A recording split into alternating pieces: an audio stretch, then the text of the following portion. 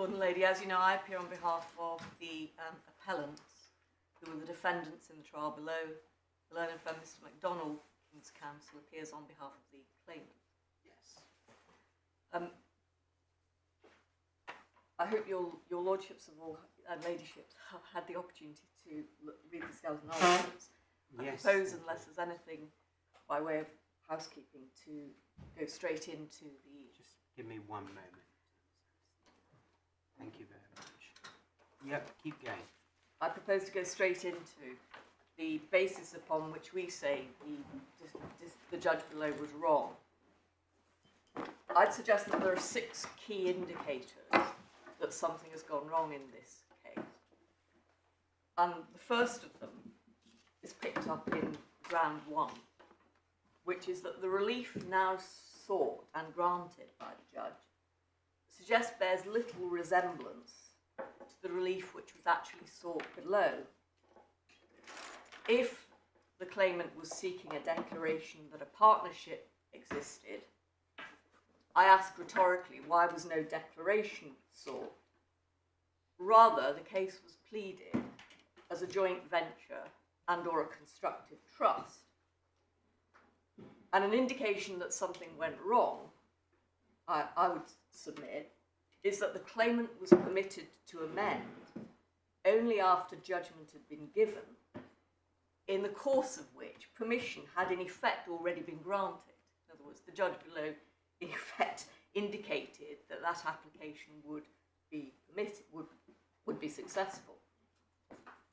The second basis on which in my submission things have gone wrong is that the judge has found that a partnership exists when, in our submission, there was no evidential basis as to how, when, and between whom the relevant agreement was made, partnership being a matter of contract, and in circumstances where none of the documents that had been existed, none of the documents which were executed certainly supported its existence. And it was contradicted, we suggest, by the carefully drafted documents which did exist. The third reason in our submission why the judge went wrong is that the judge has found that there were 2 parallel agreements, and again, the essence of which is contractual. Firstly, the LLP agreement, and what he termed the DRSL Shareholding Partnership. But, we suggest, that offends the common sense and commercial sense, because one of those is carefully negotiated and documented and eventually executed, and the other is not documented at all. And that, we submit, offends both commercial good sense and indeed the weight of the evidence. The fourth key indicator that something has gone wrong is that the judge has contrived to find an outcome where, despite the parties agreeing in November 2017 that the claimant was paid some £864,000 for his remaining stake in DRSL, he nevertheless retained an interest in a partnership which owns DRSL, which he values, at least, the claimant values, in excess of £1 million. The judge, it seems, has contrived to find an outcome which was precisely what the claimant was seeking to avoid, namely one in which he has shares which attract, of course, a tax liability. The fifth essential error is that the judgment, we suggest, with some deference to the judge, an experienced judge, is littered with obvious and egregious examples of the judge showing undue lenience to the claimant and undue harshness to the first to fourth defendants. We suggest, again with some deference, that the judge here paid lip service to matters such as the need for balance, but in the end, the first to fourth defendants, my clients, were given none of the real benefits of that supposed application of weight. Finally, although I accept that it is a matter of little weight here, but it is important, this is a case where the judge himself has given permission to appeal on all grounds. And whilst, of course, it's open to this court to take a different view, it's, I suggest, fairly unusual after a 6-day trial for the judge himself to at least acknowledge that there may be something in the grounds of appeal. Now, of course, that's not, I accept, that this court can take an entirely different view, but it is something I place some reliance on. With that background, I propose then to turn directly to the grounds, and you will see that, first of all, there is a point on whether the claimant has been permitted to advance a case that was not the pleaded case. And I do wish to take your Lord and Ladyships to the pleadings and to the way in which the argument developed. Can I, Miss Anderson, if you don't mind, just set out some parameters? We've got 2 days for this, and presumably you've agreed with Mr. McDonnell how you're going to divide that up. But I just want to give you a bit of an indication as to what the court would find most useful. Whilst the pleading point, you may say the pleading point has a bearing on ground 2, actually in itself, it seems to us at the moment that it's unlikely to be the focus of this appeal. You didn't push it to a determination. Everyone knew pretty well what was being argued about. And if you're right that the judge constructed a solution to do justice which isn't justified on the documentation, then you're right and you'll win the case anyway. If you're wrong, you'll lose the case anyway. And you're not going to get home on a pleading point by itself, very likely. I mean, I remain open to persuasion, Ms. Anderson, but that's not really the nub of the case. Likewise, the interruptions. Oh, yes. This is a case where the judge did interrupt, and we've looked at it, and I think, again, without predicting the outcome, we think it would have probably been better if he'd interrupted the evidence significantly less. But you've got the authorities in the bundle, and it's got to be a strong case to, by itself, say there was not a fair trial if the decision itself is sound. And so, for our part, we would quite like you to concentrate on the facts of this case and the law to show us why this decision is unsatisfactory, is unsustainable, really, which is what your ground 2 says, yes, on the evidence. And for my part, the most important evidence is the documentary evidence. That's what Lord Gough said in a case that I've completely forgotten the name of all those years ago. And look at the documents when you've got people who don't remember anything about what happened 10 years before, and were very busy people conducting their lives, and actually can only give evidence from reconstruction and recollection and having talked to lawyers for days on end, none of which is particularly helpful. And I understand you may want to refer to some of the evidence, but that's where I am at the moment. The documents. And again, just sort of putting the case at its highest, I imagine you say they had an agreement, a series of agreements which gave effect to what is now said by the claimant happened, and they didn't sign them. That's quite a strong point. yes. And but you need to you need to put flesh on those bones, because the judgment is long, complex, convoluted, and seems to espouse a case theory which doesn't quite accord with the pleadings, which may be your pleading point. Yes. But what we very... need to be shown why the judgment is wrong, and I just put it this way because we don't overturn judges, because we might have reached a different conclusion. Of course, I understand that. That's very helpful, if I may say.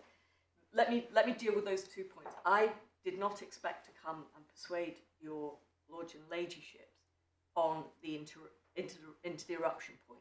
The interruption point is really, in my submission, is really just another indication of why the trial went in an unsatisfactory manner. It would not be my case. We wouldn't have brought the appeal if that had been the only complaint.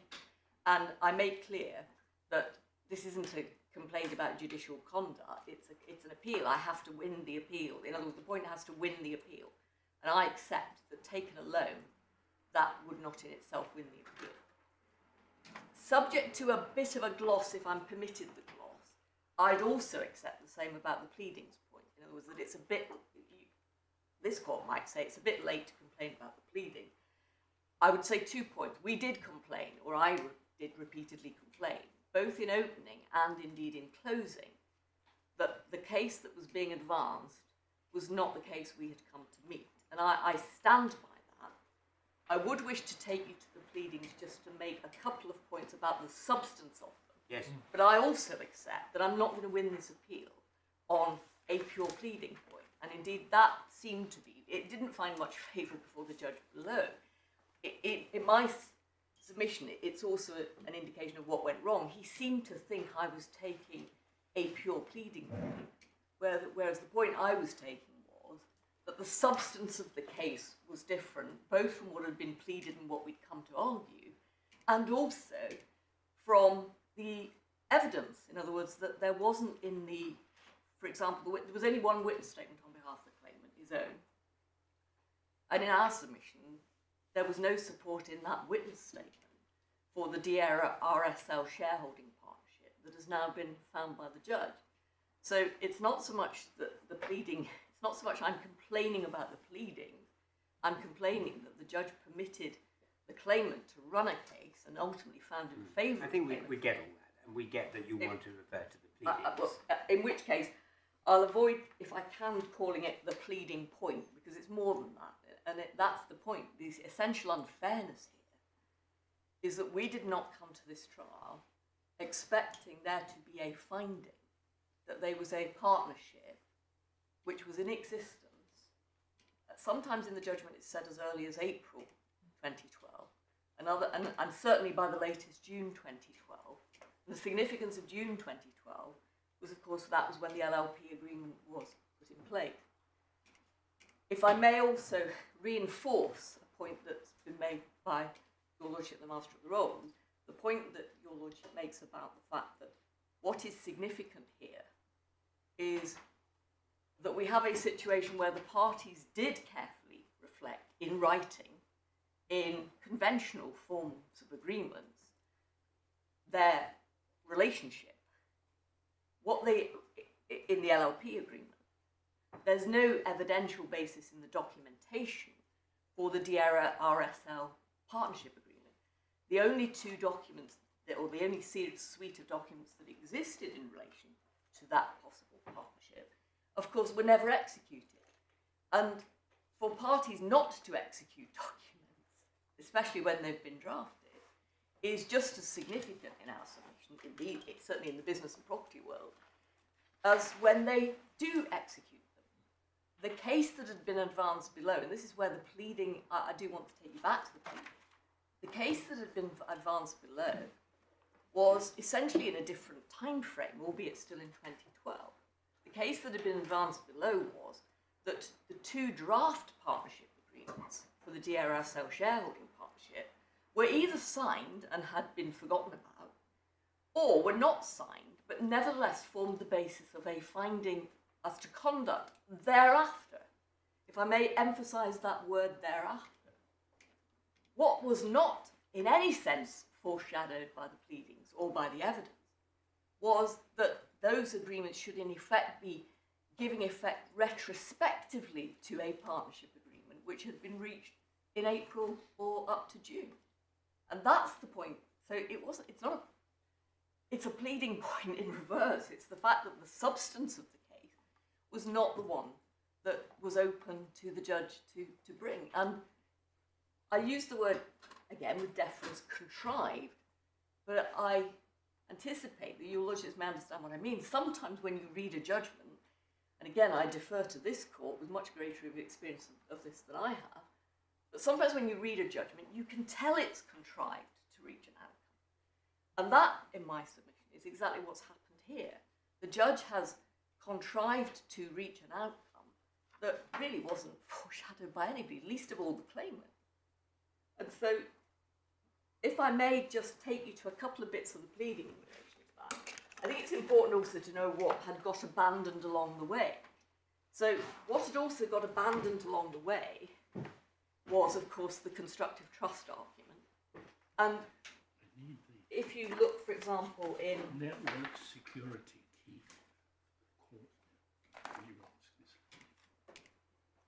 If you look, for example, I may ask you to turn to the particulars of claim. Mr. MacDonald, can you hear everything that's going on adequately? My Lord, I can hear it astonishingly well. Excellent. Well, that's all we need to know. Sorry. Yes, no. What one had, if we could just ask you to go in the core bundle, please, starting at page 113 behind tab 9, which is the start of the particulars of claim. Particulars of claim, yeah. Now, what you had is, if you look at 113, it's important. The first part is an introduction, and therefore, if you look at paragraph 2 at the top of page 114, there's discussion there about it was agreed that Mr. Keane would have a profit and equity share in the DRS business, which would have parity with the profit and equity interest of each David Sargent. I hope your lordships will accept that. Where are you? I'm sorry, which Sorry, paragraph? paragraph 2. Thank you. Yeah. And it's under the heading. The reason I took you to page 11. Security key for The reason I took you to page 113 was just to show that it was under the general heading of introduction. There's nothing in paragraph 2 which pleads out an agreement in the way that one would expect an agreement to be pleaded out for the purpose of CPR 16. You then Tell me what it is. You then need to go on, if you would, to page 116 and paragraph 14. Again, noting the subheading, the background to the joint venture. 14 deals with the business position up to May 2012. Then we have in early 2012 the claimant and the defendants entering into discussions with a view to him joining the business as part of a joint venture. Reference then to the 21st of February 2012 email. I'm going to come back to this when I deal more with the ground 2 point. You'll see then at 15.2 on page 117 the modifications that was made in the 1st of March email. Then over the page, at paragraph 16, you'll see it was eventually orally agreed, so we're coming closer now to pleading something that constitutes an agreement, between Gary and the first to fourth defendants in about March, April, that Gary would join with them to operate the DRS business as a joint venture. No mention, I should say, of partnership, and I'll come back to that point, to share in the profits and loss in equity of the business. And then the agreement referred to in an email sent on 6th of August. So again, the time frame much later in the summer. The discussion at that stage being that the equality would be affected by them entering into an equal partnership, which would hold the entire shares of DRSL. Then the incorporation. You'll see at 18 it said it's decided to be restructured. And then we have a subheading at the bottom of page 118. Common intention and or understanding that he was to have an interest. That, in our respectful submission, can only have gone to the abandoned constructive trust argument, because it's not it's not the way one would plead partnership. And if I may just say this point, one of the curiosities about this case, and perhaps get this out there, is Mr. MacDonald, in his submissions, for example, says this was always a partnership case. Well, for the 30-odd years I've been practicing at the bar, a partnership case generally has certain features about it. First of all, if one is seeking a declaration as to the existence of a partnership, it's generally headed in the matter of the Partnership Act 1890, and indeed in the matter of the relevant partnership. Again, nothing appears in relation to that here. But it does say effected by a partnership. It does, but my point is that what one doesn't get, for example, if you go to the end of the prayer, you don't see any declarations to the existence of the partnership. But perhaps I don't want to get too bogged down. Why does it matter when it is pleaded? I think the judge actually referred to it himself. It is pleaded in the paragraph you referred to at 16, I think. Paragraph 16. That it was to be done by an equal partnership. Yes. But how odd then anyway, I'm not going to get myself distracted by this because I was taking your lordships to the point that I wanted to make in relation. So we have the common I mean, you're intention. absolutely right that the way the judge reasons the case is quite different from the pleading. Yeah. And indeed, I think probably different from Mr. MacDonald's own argument, because he records the argument in the judgment and then says, "I don't find for that. I find for my own." Well, I don't know that he does. I think I don't criticise my own friend. There's always a degree of opportunism in advocacy, and there's no doubt that Mr. MacDonald embraced some of the arguments that were being put. But I'm not criticising him for that. I would have done the same if they'd been going in my favour, but they weren't. The point I'm seeking to make is that paragraphs 19 and 20 are about the common intention and or understanding. And the point I was making, I'm not denying that there is also mention of partnership, but the point I'm making is that that is the language which does lead to the claim that is set out in the prayer. If you go to page 129, because what is pleaded was a declaration that the shares were held on trust.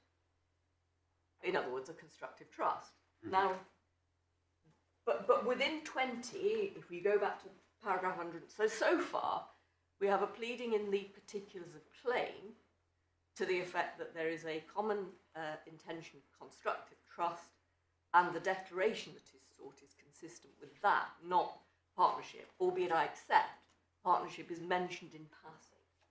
Where partnership does come into play is in paragraph 20 of the claim. And you'll see that at page 119, where again in my submission it's being put as a constructive trust argument, because again it's relevant. It's in effect saying that the common intention and or understanding can be deduced from the following. But the important point here is that you see at 20.6, the point I made earlier, that there is a specific pleading as to partnership, but it is not the partnership that the judge finds.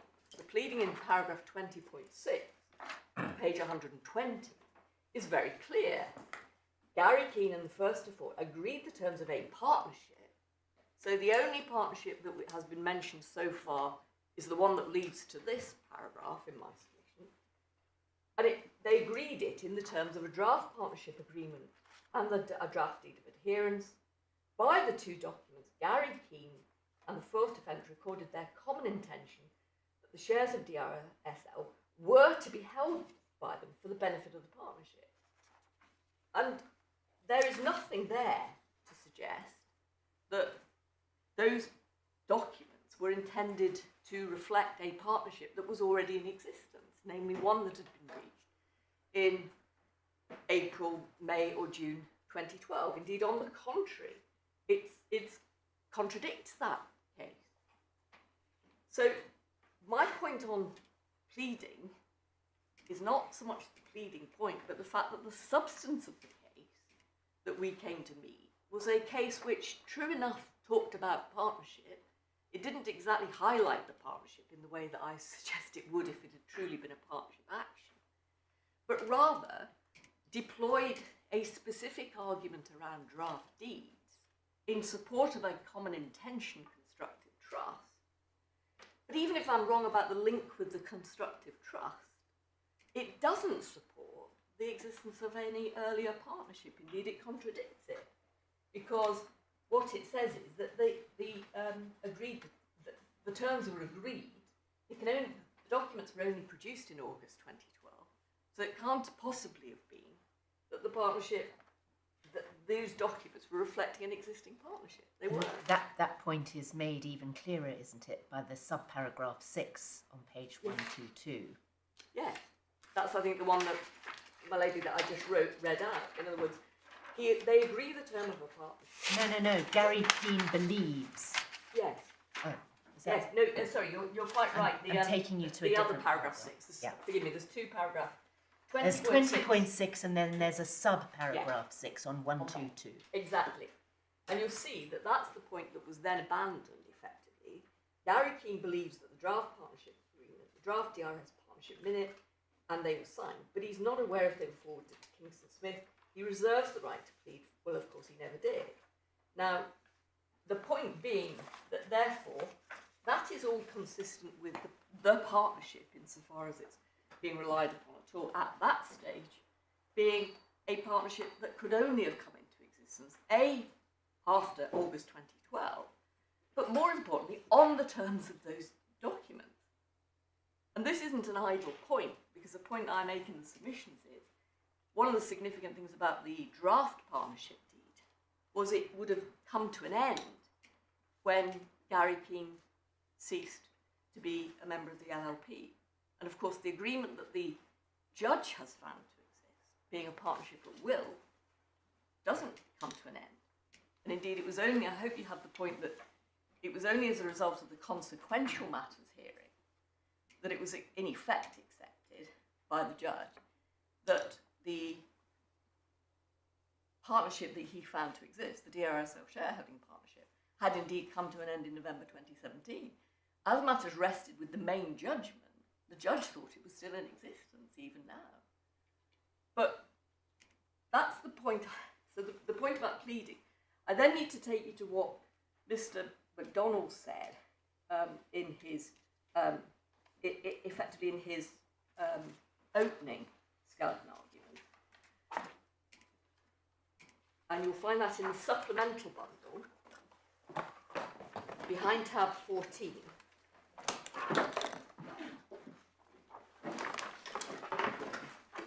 At page 150. So if you start at 140, you'll see the document is the skeleton argument on behalf of the claimant. Sorry, 140 is it? 140, 140 behind in the supplemental bundle.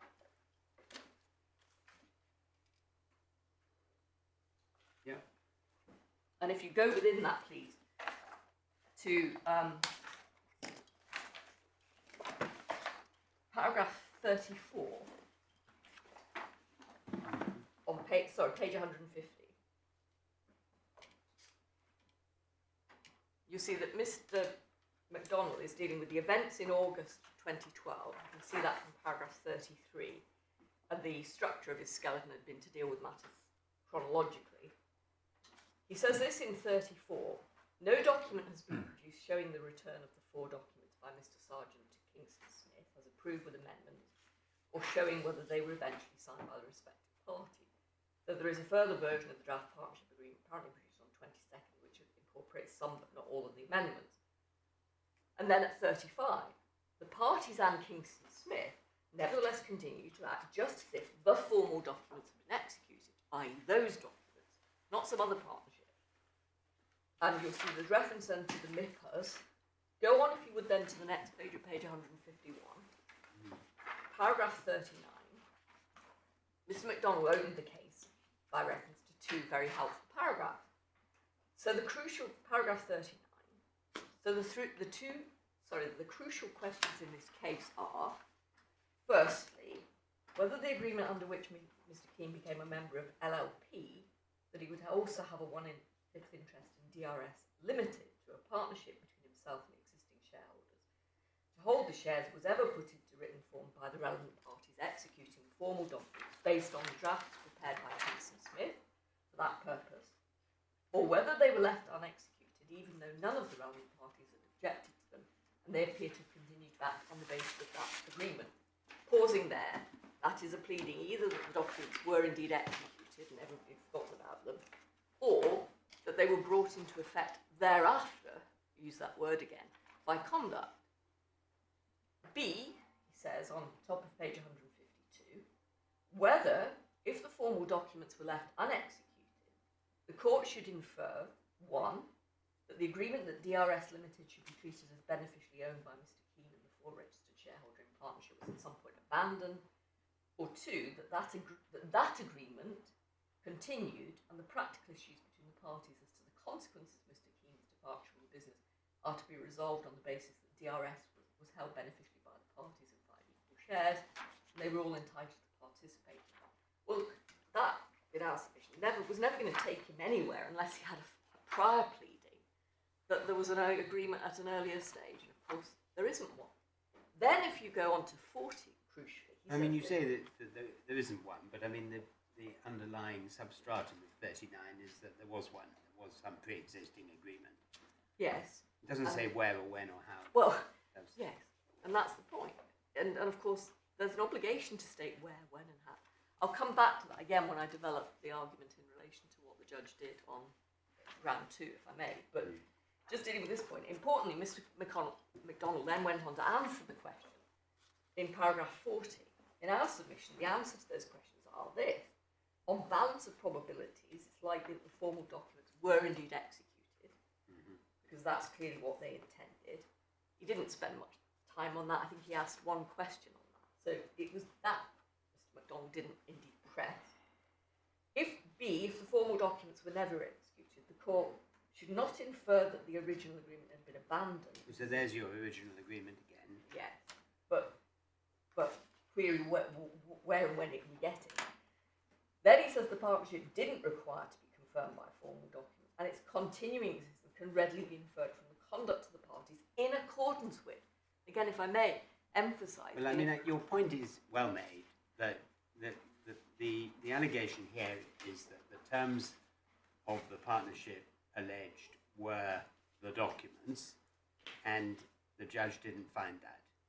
Well, and moreover, by the time Mr. MacDonald comes to close the case, he's not pushing that case at all. He's not pushing that the partnership agreements were signed.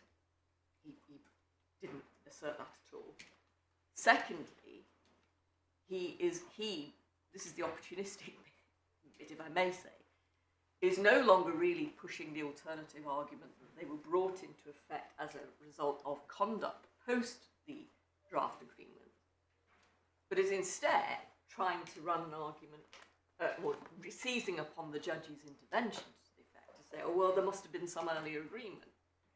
But the basis, the evidential basis, as I hope I'll come on to show, for any earlier agreement just wasn't there. But ultimately, that's the point, isn't it? It is, yeah. I mean, you're going to win, Ms. Anderson, if you can show us that there was not adequate evidence for what the judge found, or no evidence, and that the way the judge reasoned it is really done on a bootstrap basis of already having found the conclusion first, and then builds the reasoning on the basis of the conclusion, which is what, when you read the judgment, is an impression you can get. Yes. But we need a bit more chapter and verse on that. I mean, well, for myself, I never find it very helpful to say, oh, he said this and he said that, and then he changed his mind. Because he did, but that was because the judge was pushing him in that direction, as you say, opportunistically. He jumped on the judge's bandwagon. I'm not criticising it. I thought I'd made clear that I'm not criticising it. I'm saying that you've still got to grapple. what I'm saying is that let me put it like this. If I don't criticise Milan for being opportunistic, but it was able to give ballast to the whole thrust of the judgment that Mr. MacDonald, of course, seized upon it. It was, and of course, that then also was able then to perhaps overemphasise the evidence that did exist. Let me come to the agreement. So there's two arguments in relation to the agreement. There's two main arguments in relation to what the judge did. In other words, finding that there was an earlier agreement either in April or June. The first is to look at Mr. Keane's evidence. And Mr. Keane's evidence you'll find, because the burden, of course, was on him to prove this. And sorry, which agreement are you talking about? sorry, the witness statement, forgive me. So you say two main arguments in relation to the agreement. What agreement? The two main arguments are, firstly, No, that there sorry. was Sorry, Miss Anderson. You said there were two main arguments in relation to the agreement. My question is what agreement? there being an earlier DRSL Shareholding Partnership, the one that the judge eventually finds to exist. I'm sorry, I didn't make that clear. Okay. There are two aspects to it, and without being trite about it, one has to show, if there's an agreement, and a partnership has to be an agreement, then one would be looking for some form of offer and acceptance in relation to it. And moreover, one would expect the person to plead out what the terms of it were. A point that you may have picked up already is that there is no pleading that there were terms other than the terms in the draft agreements, which were ultimately not executed in April. So we're looking for how and when was the agreement made, and between whom, and what were the terms of that agreement, because they can't have been on this alternative case. They can't have been the draft agreement that was promulgated only in August 2012. So start with the, if I may. Mr. Keane's evidence. Yes, and you'll find that in supplemental bundle at tab 9. Starting on page 80.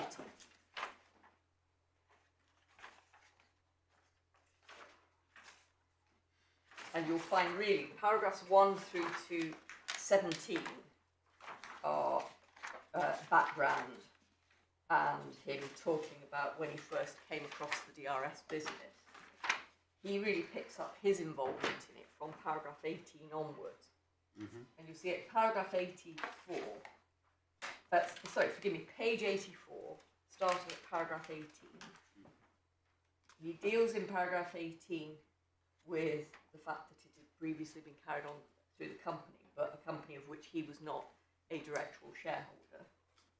He then at 19 deals with the fact that the documentation was all prepared by Kingston Smith. He says, the way I saw it was a very simple transaction in that I was joining as an equal partner. Well, the difficulty with that is that he's not set a partnership in what? And of course we know that certainly in common parlance, if one joins an LLP, one talks sometimes about membership or one talks about being a partner.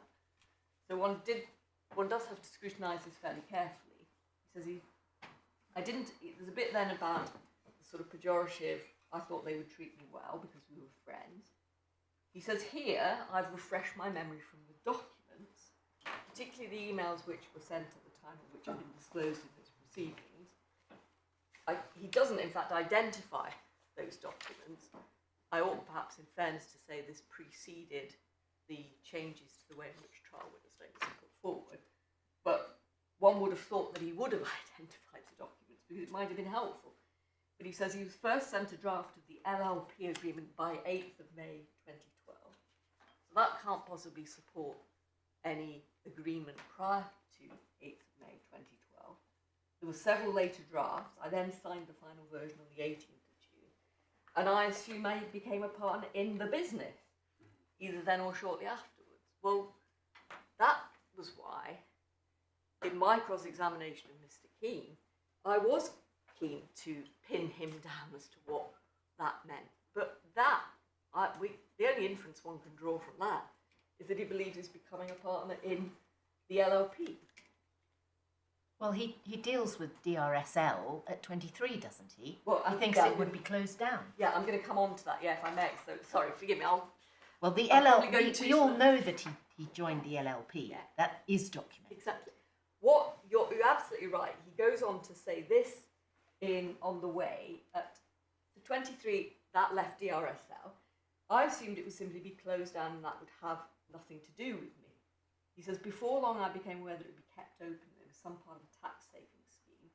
There was a draft partnership agreement. So again, we know that was produced and that I've made some submissions of that.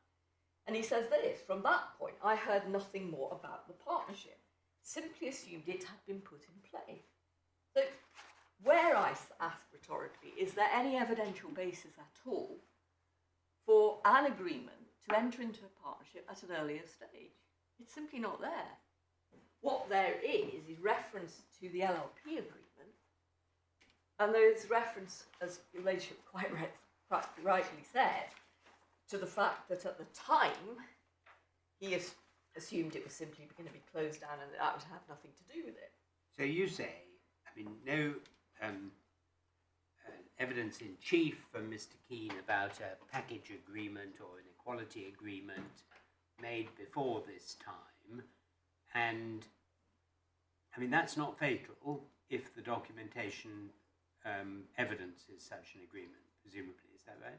Well, I think that must be right, but that's, I suppose, where the second limb of the argument. So I said, first of all, one has to look at the evidence as to when where and how the agreement, the partnership agreement is made for this partnership. The second is, of course, there was specific evidence on behalf of the first and fourth defendants, including, I should say, the now deceased Mr. McGloin, to the effect that at the meeting on the 10th of May 2012, Gary had specifically rejected an interest in DRSL. And that's the important point where, in our submission, the judge, I hope you'll forgive the expression, he almost does a double whammy with the evidence here, because he says, he actually records the fact that Mr. Keane can't remember any of this, which is consistent with Mr. Keane's witness statement, because he doesn't deal. I ought to perhaps have made the point. Mr. Keane, despite the fact that there had been a request for further information in which we had pinned our mast to 2 meetings on the 27th of April and the 10th of May, Mr. Keane, in his witness statement, just didn't deal with it at all. So there's no mention at all by him. The judge, the double whammy comes because the judge records the fact that Mr. Keane has no recollection of it. He goes on to say, slightly irritatingly from my client's point of view, well, and so Mr. Keane can't help us on this. Most of the time... I mean, Miss Anderson, the judge pins it, doesn't he, on the email where he said, Mr. Sargon said, we agreed a general package. Here's the essential, an email to Mr. Kingston Smith saying, Kingston Smith here's saying, the general package that we've agreed with Gary. Right. But the bit of the evidence that then, in our submission, the judge then goes on to distort is the evidence of the first to fourth defendants that after that, so after that email was promulgated, he said he says wouldn't no. agree. Yeah. And he agrees that.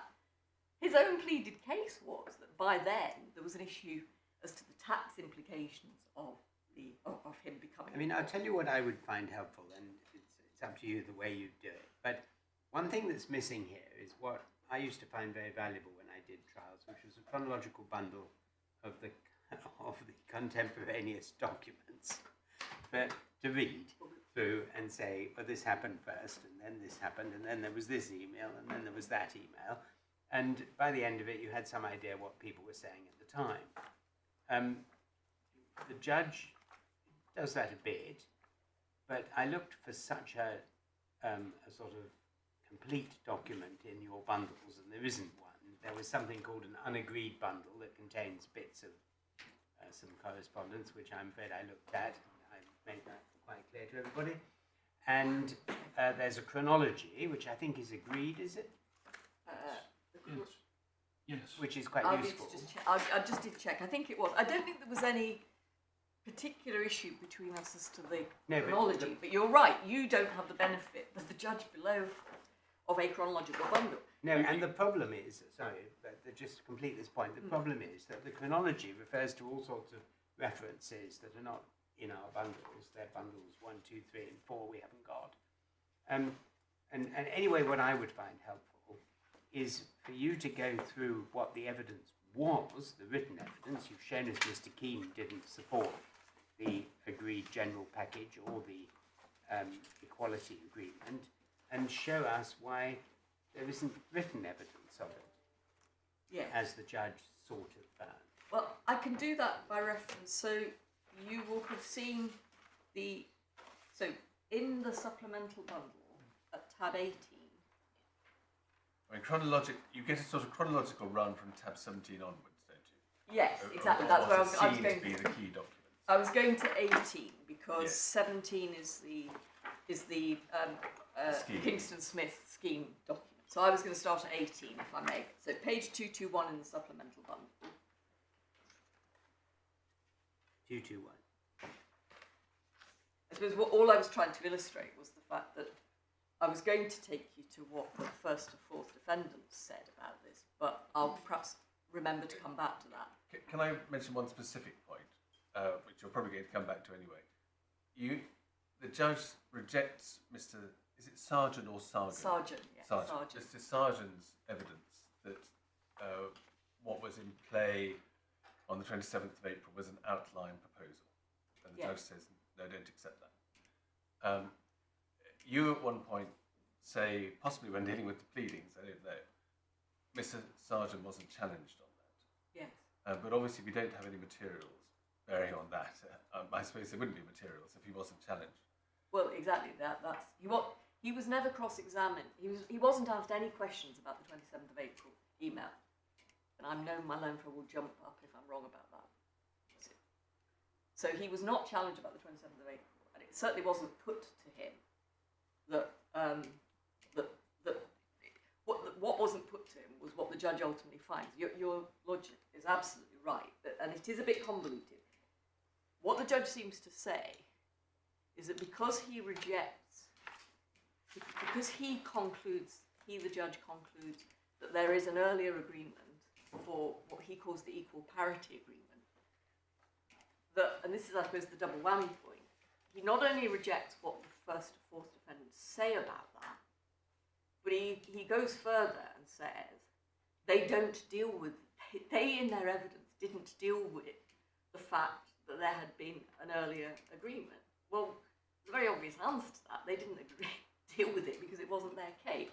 Why is it a double whammy? Because it almost goes in double weight. He first of all says, he first of all says that I'm rejecting their evidence because I don't think it's right.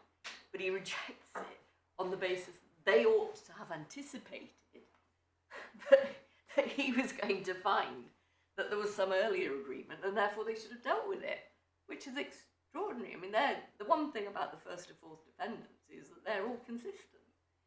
Can I just mention one other thing? I'd be grateful for submissions on at some point, though not now.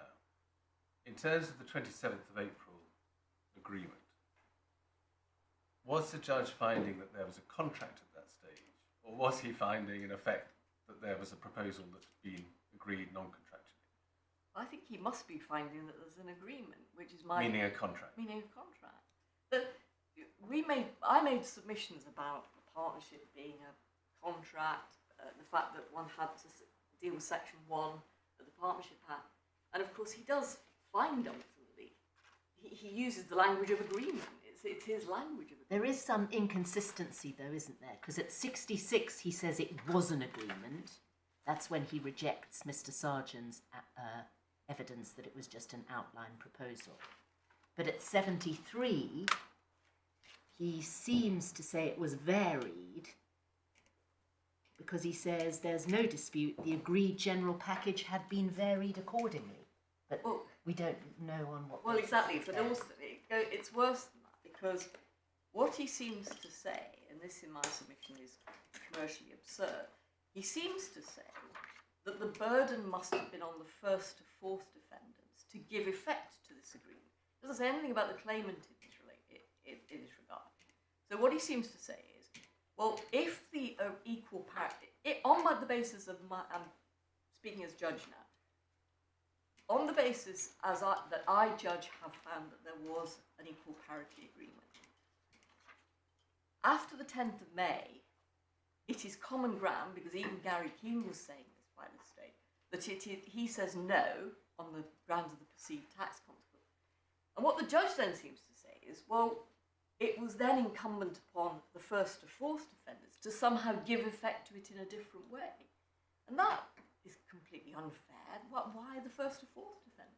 But there's a flavour in the judgment where he, in effect, is critical of the first to fourth defendants, that somehow they don't come up with some different scheme to give effect to the equal parity agreement.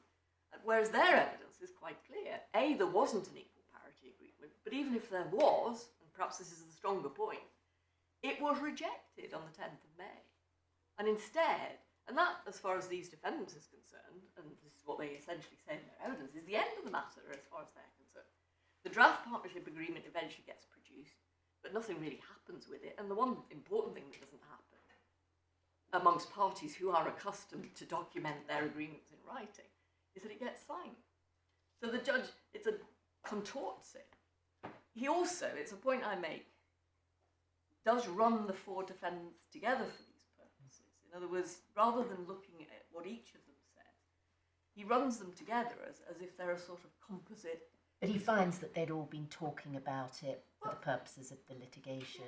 But what I didn't really understand that. The parties often talk about it. They've had to talk about it because there's been consequences to the partnership. How could they avoid talking about it, given that they discovered for the first time in 2021 that they're believed to be partners in a partnership that, as far as they're concerned, didn't even exist. And of course, a partnership, again, forgive me, I'm probably running ahead, but the judge never grappled with the fact that, well, if this partnership existed, it had never been reported to HMRC as an entity. Mr. Keane had never put it in any mention of shares in this partnership on his tax returns. Nobody had. The judge doesn't grapple with that. Well, he sort of mentions that. He says there's none of the normal documentation or paraphernalia of a partnership in paragraph 250 something, I think. But Ms. Anderson, I'm trying to, in my own mind, get I was going to take you to the document. Yes, so you get structure to these arguments. Can I take you to tab 18, as I was going to take you to there? Yes. Which is where I think. Well, you did sort of slightly run out of steam when you said there were two main arguments in relation to an earlier DRSL shareholding agreement. You got to the first one, which was Mr. Keane's evidence, pages S84 to 85. But I don't think I ever got the second one. But maybe It's the 10th. It's the 10th of May point. The rejection. 10th of May. The rejection. Yeah. Okay. So, in order for there to have been an agreement, and in my submission, it would work even if there had been a prior agreement.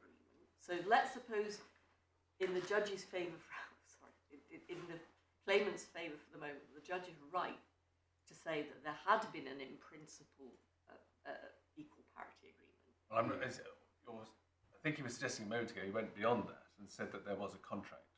Well, he did, yes. Well, I think he did. If all the judge was finding was that there was an in principle agreement, that accords with my client's case. My client's case was that, yes, there was an in principle agreement, but, and this is an important point, the judge gets wrong the interpretation of the original documents, because he says it's an equal parity agreement. And the one thing when we look at it that it wasn't was ever an immediate equal parity agreement. And that's another way in which the judge advances the claimant's case even beyond the document. So, at best, it was an agreement that he would get parity subject to performance conditions. But to deal with your Lord Justice Newey's point, if all he was saying was there was an in principle agreement which was to be negotiated and reflected in documents, well, that was my client's case. And the reason it never gets reflected in a partnership agreement is because he says no on the 10th of May. Well, so my client... Isn't that really what he's saying at 66? Isn't he saying it's an in-principle agreement open to further discussion and variation? If nothing changed, they would contract on that basis. Yeah. And your case is everything did change. Everything did change, yeah. Absolutely.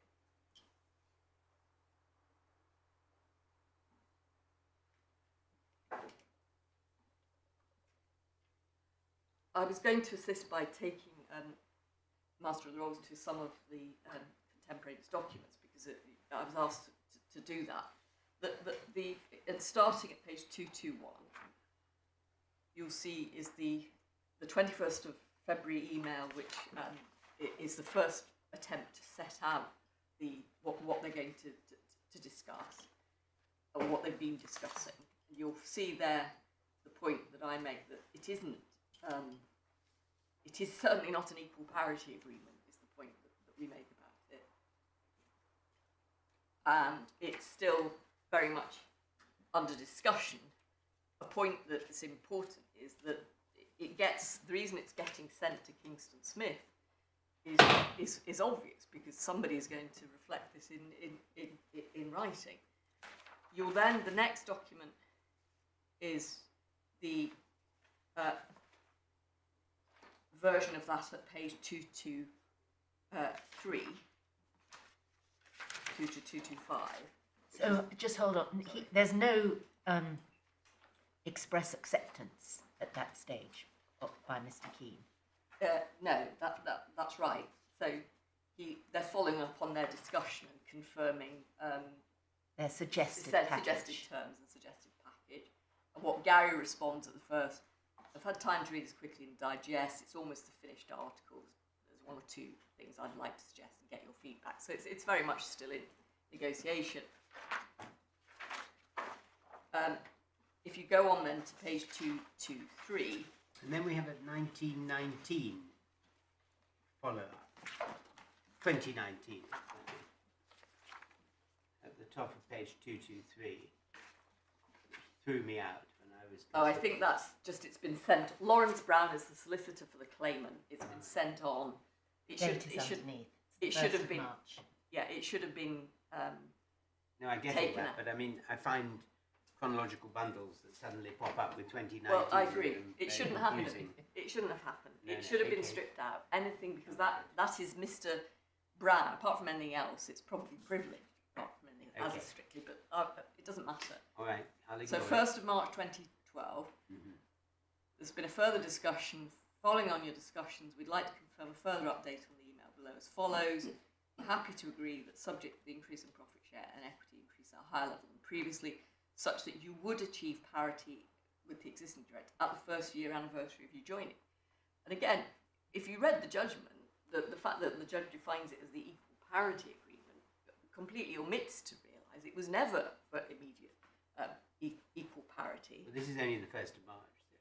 So Yes. move on. Then you, in terms of the documents, And just to be clear, what you then get at 223 to 224 is the earlier email updated Yes, with slightly amended. the revised proposals. correct. Then you get the grant application. You get the application, which you can ignore, and tab 21. The next, you go to 234.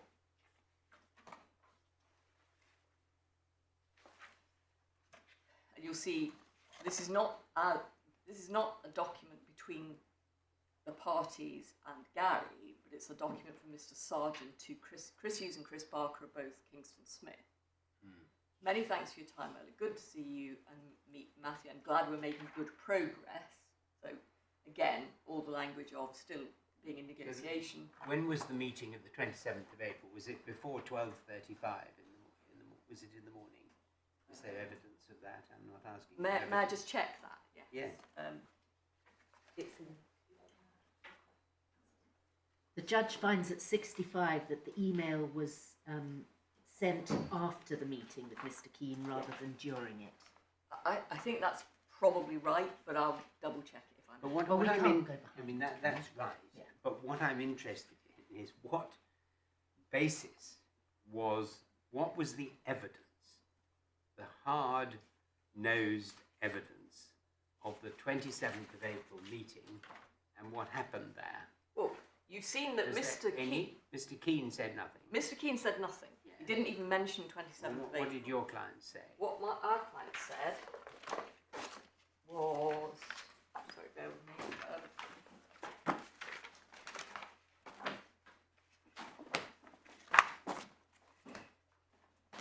So if you start with, so in the supplemental bundle, you start behind tab 10, is Mr. Sargent's evidence, Yeah. and he deals with the meeting in paragraph 8 on page 96.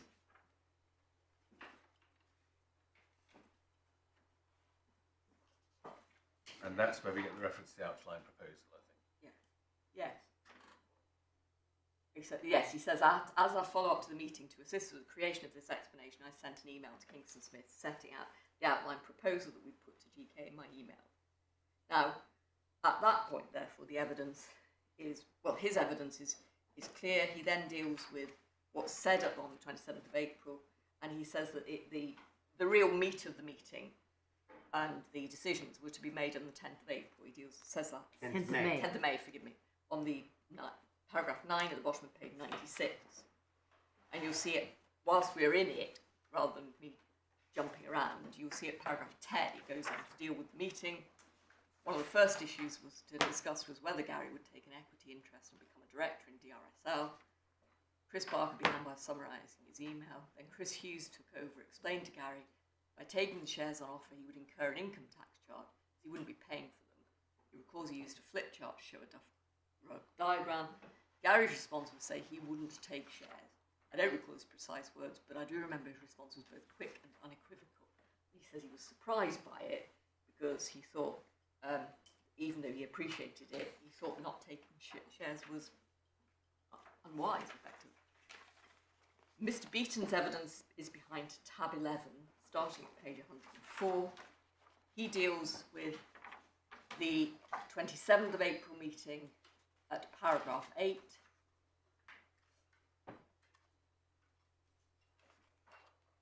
And he says that that was Chris Hughes explaining the structure to him. That's last part of paragraph 8. Paragraph 9, he then deals with the meeting on the 10th of May. And again, he says that over the page, please, at page 106, paragraph 13, at the point at which discussion turned to Gary's acquisition of a shareholding, Chris Barker advised that tax would be payable on the shares acquired by him. He immediately said, given this, he would not want to acquire a shareholding in DRSL that was on offer to him. I remember it distinctly, as I was very surprised. And was all this cross-examined? No. He wasn't. They weren't really crossing.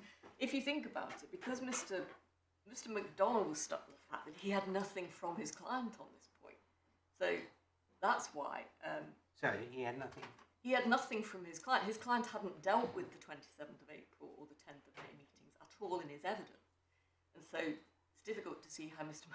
McDonald could put an alternative case based on. But I mean, this evidence is rejected, isn't it? By the Yes, judge? and he shouldn't have been. I mean, to be clear, but in paragraph 8, possibly because he wasn't attaching any particular significance to the meeting, Mr. Beaton says very little about the 27th of April meeting. But if it was Mr. Keane's case that at that stage there had been agreement, and in particular if it was his case that at that stage a contract had been formed, on ordinary principles one would think that that should have been put to. Yeah, and it wasn't. That's why I say that Malone and Friend is opportunistic in seizing upon the direction of the wind. I mean, could you just tell me something else? The trial took 6 days. Was 6 consecutive days? I'll be able to see that from the judgment. One of your clients is not. It is not important. But Clearly it was. Anyway, it's a 6-day trial.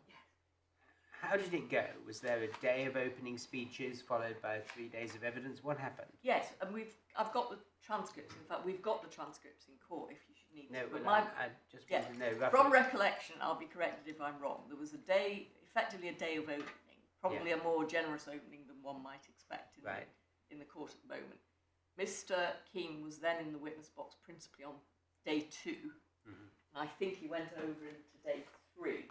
My recollection. Right. So you he probably remembers that. You cross-examined him, and then the three defendants were came. called. Was anybody else called? No. So the 3 defendants were called, and they were all cross-examined for how long? We can check this and give you some precise, because we've got the transcript. Couple of days. Couple of days. And then straight into speeches. We didn't do written openings, so we did old-fashioned. Closings. We did old-fashioned closings. Right. On the Monday, I think. Yeah. I should be able to remember. On day 6, on the Monday. Yeah, I see. Right. So basically, we had a day of evidence from Mr. Keane. A day and a bit. 3 days of evidence from the defendants, and then 1 day of closing speeches on the Monday. Yeah. And did you both open at the start, or did just Mr. McDonald open at the start?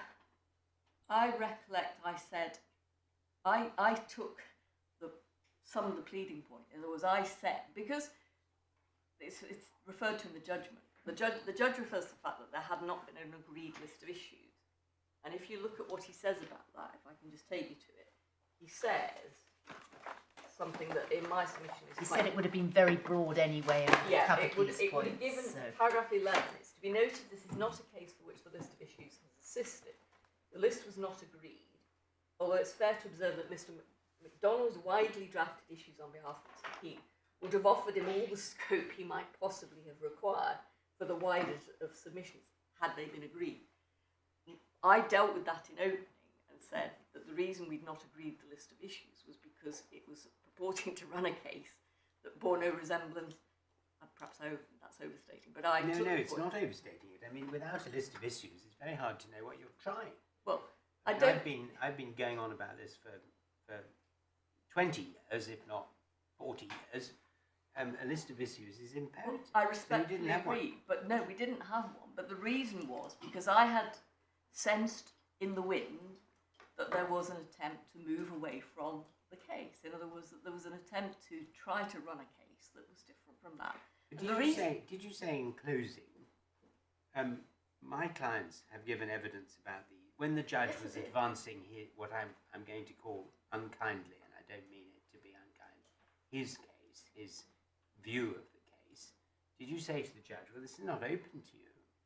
no, because I didn't.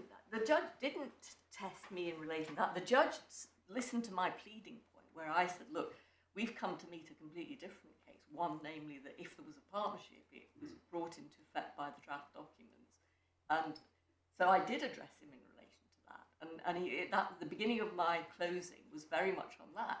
That's why. But he, if I may respectfully say, pejoratively, in effect, dismissed it as just a pleading point. What he didn't seem to grasp, and I hope I've made clear here, is it wasn't a pleading point. It was the fact that the substance of the case was completely different and not borne out by Mr. But Keane. there's a difference between a pleading point Exactly. and there being no evidence Yeah.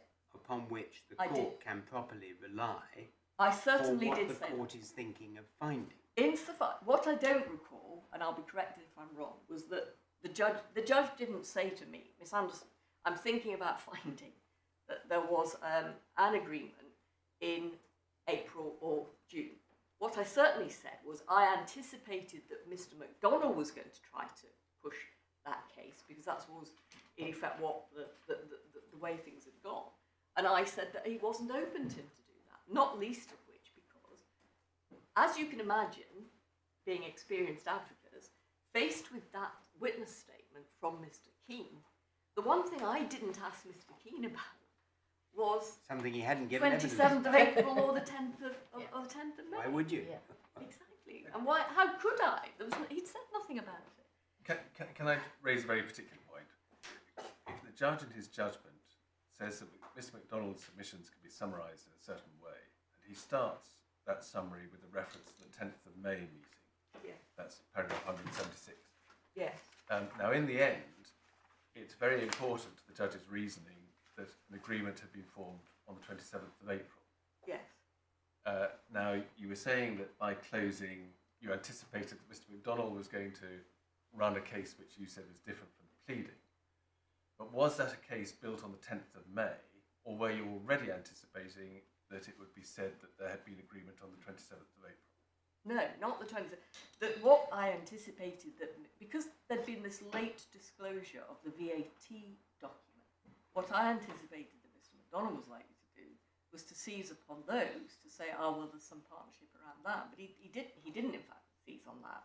What he, to be fair to Mr. McDonnell, I say to be fair to, I was no clearer by the end of the case what Mr. McDonnell was contending as far as dates were concerned for the relevant partnership agreement. But that might be being unfair to him. I mean, I was focusing on point. But there's no doubt that the judge knew that I was saying that he couldn't reach this, not because of a pleading point, because of a substance point. Namely, that there just wasn't, the only evidence about those two meetings had been the defendant's evidence, which, as I've submitted to your lordship and ladyship, he rejects by distorting it, by saying, well, they should have dealt with the fact that there was an earlier agreement. Is it unfair to say that the judge obviously looked at the case and thought it was pretty unfair that the documents had been drawn up to give a partnership interest to Mr. Keane, and that somebody had obviously not recorded in writing why those documents had not ultimately been signed. And so the judge thought, well, that's a bit unfair, and then looked back to the time when it had been agreed that those documents would be drawn up, that would happen, and implied effectively that an agreement had been made at an earlier stage that would happen because there was no other way of doing it, because the documents were unsigned and therefore written water. I don't know. That's a step too far for me to read into what the judge was thinking. I certainly don't think there was anything in the unfairness point. In other words, you might recall that one of the abandoned cases, but the case the judge refers to it as having added heat to the dispute. I'm not quite sure that that's right, but certainly it didn't help the fact that Mr. Keane had in effect been alleging that my clients had deliberately set out to mislead him and to deprive him of an interest. And that was particularly aggravating when, as I say, when you look at Mr. Keane's own evidence on these points, that there wasn't any evidence on the point. The judge ought to, in my submission, the judge ought to have found, unless the judge was going to reject my client's evidence as to what was said on the 10. And of course he couldn't reject it because Mr. Keane accepted that he rejected it. He does reject, doesn't he? Well, I mean, he doesn't reject the fact that everybody says that Gary Keane including Gary Keane, said at the 10th meeting, I don't want to take shares with you. So he doesn't reject that. What he says is he can't place any weight on it because the defendants, the D1 to 4, were all labouring under the misapprehension that there wasn't a prior agreement in place. But they weren't labouring under a misapprehension. That was their whole case. So which paragraph is that? Well, it's more than one paragraph. But I'll find the best point, if I may. Does he use the word misapprehension? He says this, paragraph 81, page 867 in the main core bundle. Paragraph 81. Yes, well, perhaps if we look at 79 to 81 onwards together. Yeah. Page 67. So you'll see Mr. Keane's evidence. He starts dealing with Mr. Keane's evidence in paragraph 79. And he says this, he was copied into the email, and it's to be included on the balance of probability that the 10th of May was approached from the perspective of all of the advice. Mr. Keane, within his witness statement, his evidence in chief, described the way he saw the transaction as very simple because he was joining as an equal partner. That's the bit I've already read to you and was really in the context of the LLP. He couldn't recollect the process leading up to the LLP agreement executed except by refreshing his memory from the document. As a result, he couldn't, and in any event didn't deal with any meetings. His recollection in effect moved, this means in terms of time, from his understanding of equality to the signing of the LLP agreement, and his statement that before long it became that DRSL would be kept open and that it was in some way a part of the tax haven scheme. His statement then moved to August 2012. The absence of recollection is unfortunate because it means that the analysis of the factual position must be made on the basis he can't assist further. That, I would say in passing, is a very generous interpretation of it. As previously mentioned, that includes what was said at the 10th of May meeting, for which there's no contemporaneous note of the discussions. It also means I attribute the vagueness of his statement concerning DRSL being kept open as having some part to play in the tax scheme to his lack of memory. Well, again, there was no evidence about that. The role of DRSL would or should have been as evident to him from the terms of the draft LLP agreement, which he'd been sent, as it would have been sent to others. Well, that makes no sense because the draft LLP agreement didn't deal with the DRSL shareholding partnership. For the avoidance of doubt, however, I find nothing sinister in the vagueness of his statement, taking into consideration his assessment of his evidence as a whole. Again, in passing, the judge didn't let me develop the fact that that was actually simply not a credible position for Mr. Keane to take. But then we get the evidence of D1 to 4. It's reasonably consistent, although it has to be borne in mind, without criticism, as disclosed during cross-examination, they've been discussing the matter together. Well, again, it had never been put to these defendants that they'd cobbled together a case. So rather unfair on my clients and rather generous to Mr. Keane. They recollected Mr. Barker explained that it was a tax liability, that Mr. Keane immediately and categorically refused to entertain that option, as Mr. McGloin described it. That's the one statement I haven't taken you to yet, or two that I haven't taken you to. He also recalled Mr. Beaton's look of incredulity, which is consistent with Mr. Beaton's evidence at trial. Excuse me, Mr. Sargent's description is Mr. Keane's response was quick and unequivocal. Mr. Sargent recollected he was surprised by the response, da-di-da. Then it's this. Mr. Sargent's evidence was given in the context, therefore, of his recalled understanding that the 1st of March 2012 offer had not been agreed. This is extraordinary. Mr. Martin did not refer in his witness statement to the agreed general package or to the equal parity agreement, to which I would interpose, well, quite. His position during cross-examination was he's unaware of any such agreement. In cross-examination, he explained he also considered the offer of 1st of March 2012 to have been rejected by Mr. Keane on making his unequivocal statement. He didn't, this is the bit more, sorry, I've taken a long run up to it. He did not address the position from the perspective of an agreement having been made on 27th of April 2012. Well, why would he? Mr. Martin then explained in his witness statement he assumed Mr. Keane would have spoken further to Mr. Hughes after the 27th of April in respect to the taxable event issue. He also assumed that was why Mr. Keane's response was so unequivocal. His recollection darted out was about the meeting. Then we see the conclusion to be drawn from this evidence is that the first to fourth defendant's recollection and understanding is that as a result of Mr. Keane stating he wouldn't want the DRSL shares on the basis that they'd be accompanied by a tax liability, the proposal of 1st of March was rejected and therefore removed from the table. And then we get the bit that I find extraordinary, Lord. There was no suggestion within their evidence of any renegotiation or any other offer, and it was putting the burden somehow on them. But why is, if I can put it like this, why is your case not that there was no evidence from Mr. Keane of any agreement of the kind the judge found? We see from the judge's findings that there is no evidence from the defendants of any agreement of the kind the judge found, and unless there was something in the documents that evidenced the agreement and the terms of the agreement, this is a finding based upon nothing. Well, that is my case. I think That that is is my your case. And that was your case below. You And that was my said case below, yeah. in the last sentence of 85 that Keane's claim must fail as a result of the absence of evidence and what happened on the 10th of May. And 86, the first reason the judge gives for saying that that was not the inevitable conclusion was that the first to fourth defendants had based their evidence on an incorrect understanding that there was just an outstanding offer, whereas in fact there'd been an earlier agreement.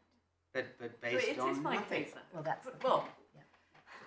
perhaps I err in being too reticent. It's not usually charter level. I mean, That's the point to me, But is it? is that you have to have some evidence. But I have I mean, the said judge that. attaches key importance to the email to Kingston Smith on the 27th of Yes. April, doesn't he? That is his evidence. Yeah. You say, well, that's not good enough, and in any event, it was never put to your witnesses who had said something about the 27th of April, and even if they hadn't, Yeah. it would have been incumbent to put to them Exactly. what was said about the 27th of April. Which is why we said he wasn't the author of it was there and wasn't even asked about it. I mean, in a way, that's the beginning and the end of this case. Well, I'm sorry if I've taken too long. What I can say is grounds 1, 2 and 3 are all linked together in the sense that ground 2 is dealing principally with the absence of there being any evidential basis for the agreement. Ground 3 is dealing with the 10th of May, the rejection of the 10th of May evidence. And ground 1 is saying, of course, none of this was pleaded in any event. So I would hope you would agree that it's there. If I've been too reticent in saying it, I mean, I certainly have said that the judge should not have reached the conclusions that he did on the evidence. Now, of course, come the 10th of May, I mean, the judge has said, well, your evidence is problematic because you'd overlooked the earlier agreement. But he does also go on to say, well, the contemporaneous documentation following the 10th of May presents a different picture. So he's not just hanging it on the 27th of April.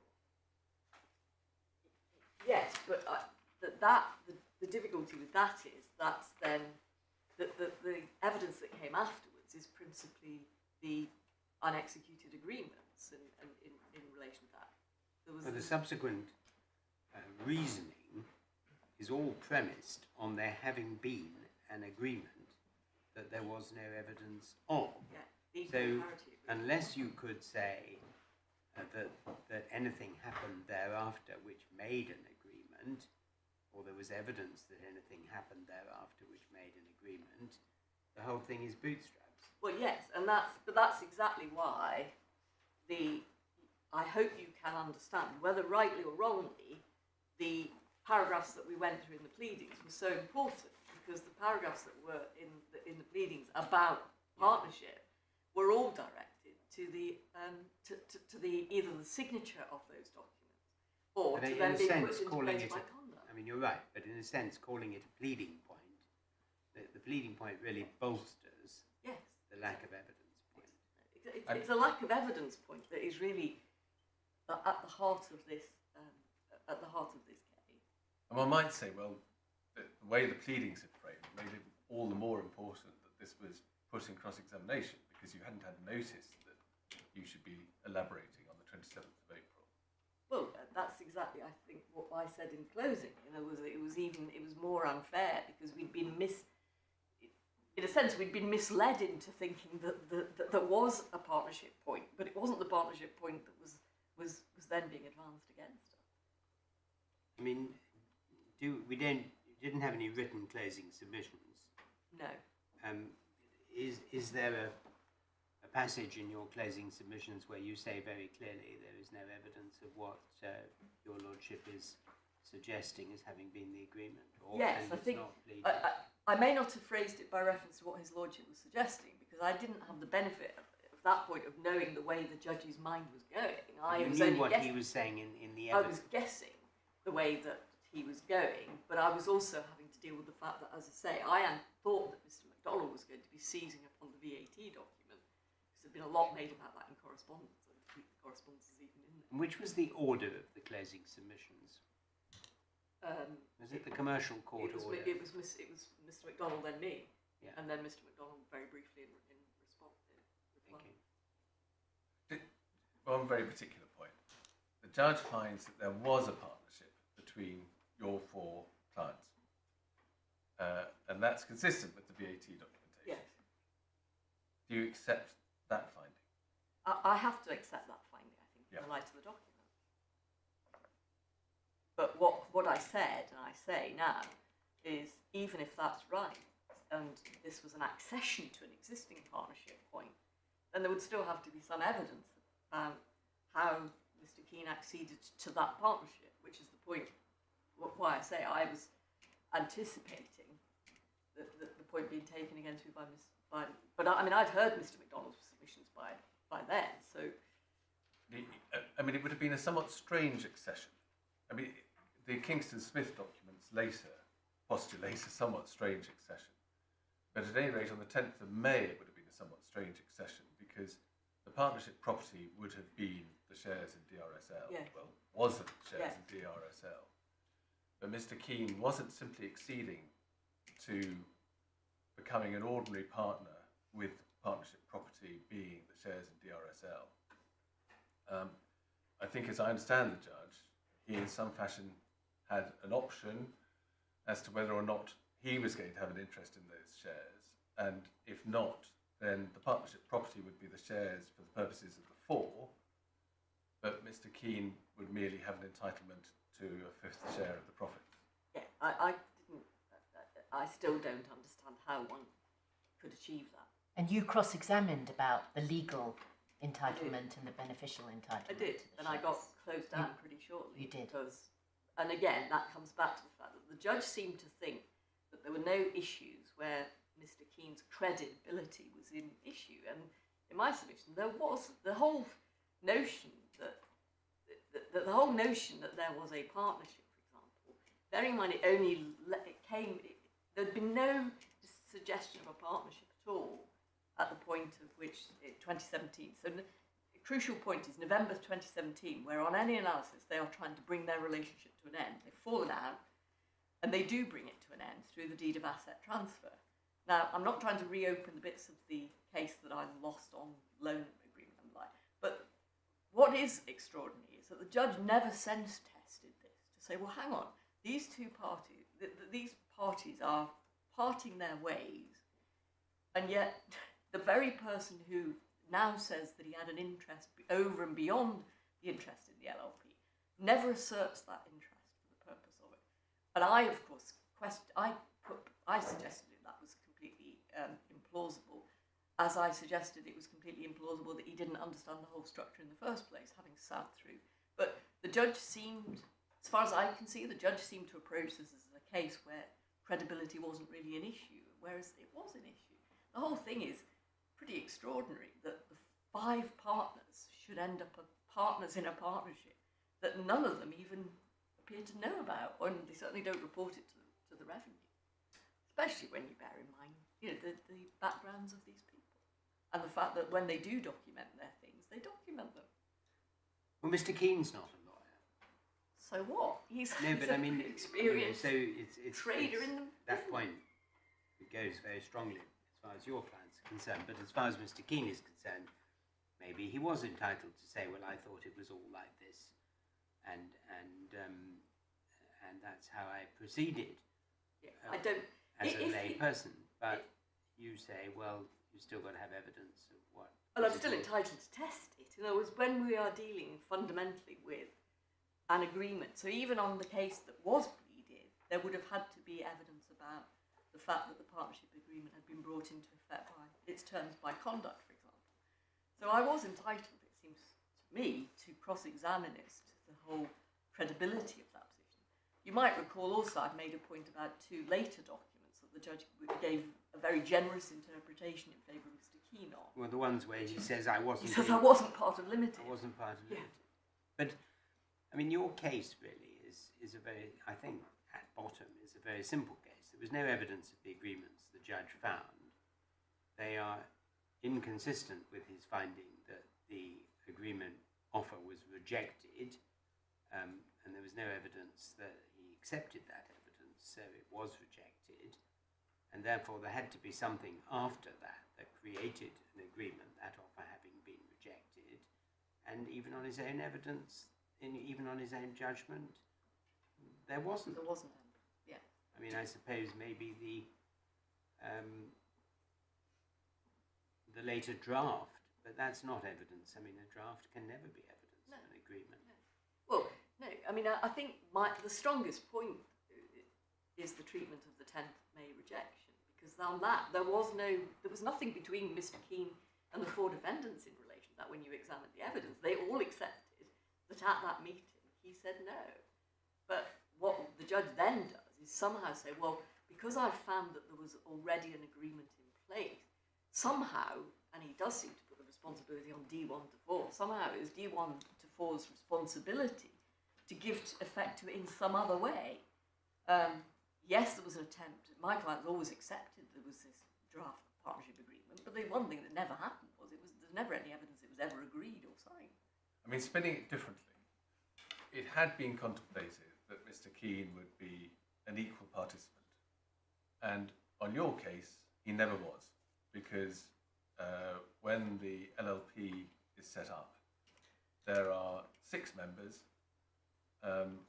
Quite what the shares were seems to be debatable, but at any rate, you had DRSL in there, and he had no interest in DRSL, so he did not have an equal interest with the other individuals.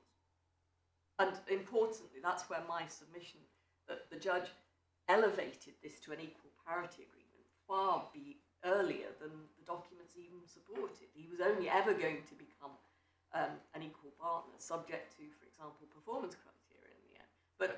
And he says, well, that obviously fell away. Nobody can really remember why, but it fell away. So by the time you get to the LLP being set up, it's contemplated that there will be equality. But why then, if that's right, why would these parties not document the partnership as well? It just makes no sense, because they're putting themselves in the most precarious position of all. We all know clients who don't document anything, and they're left to establish by evidence or otherwise what the position is afterwards. We've then got the clients who document everything, and even that sometimes doesn't help them. But for clients of this nature, to document one part of the agreement and not document the agreement that the judge has found is in parallel with that, and it was intended to give effect to precisely the underlying intention of the parties, offends common sense and commercial common sense.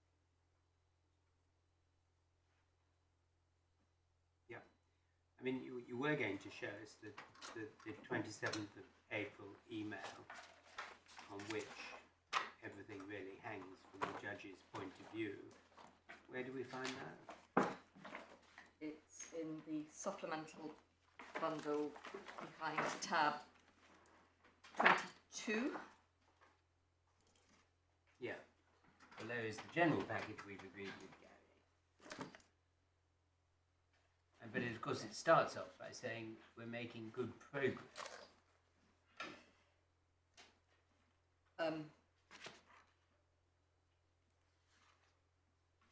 Yes, this is to Kingston Smith. It's something I ought to make clear in what I just said a moment or two ago was, of course, the evidence wasn't that, it wasn't the case that even the first to fourth defendants were pressing Kingston Smith to produce what were eventually the draft partnership agreement. They did that effectively off their own back. That wasn't really an issue. But yes, going here, it's not in our submission consistent, even in the face of the email is not consistent with a final agreement. It's saying... But it's not only not consistent with the final agreement, it's not consistent with the final agreement the judge found. Oh no, quite. Because it's all sort of hedged about with performance criteria and a staggered. And I mean, again, that's why. Obviously, it's difficult to put oneself back into it, but it's obviously why I wasn't. It's another reason why I wasn't anticipating what the judge ultimately found. Well, he finds at 73 that no one was able to recollect when or in what circumstances those criteria were dropped. Yeah, But then he goes on to say that there's no dispute that the agreed general package had been varied accordingly. And again, the rhetorical question: how and when? How and when was it varied? How can he say that? Well, I mean, in one sense, it was true. Even on your case, there was an outline proposal setting out a general package, which evidently was varied. Yes, and well, it wasn't. It was varied in the sense that I without checking my client's own evidence again, I don't recall that they said, for example, we don't remember how the performance things got dropped. I don't recall the evidence on that, so I don't want to say something I don't remember. But certainly, what is clear is that there's still an ongoing discussion, and that's of course consistent with the fact that on the very same day at the meeting, there is still, you saw the evidence of one of the defendants saying that Chris Hughes was still explaining the structure to everybody. So there's no question that even if there had been a variation in that sense, it was still all part of the negotiation.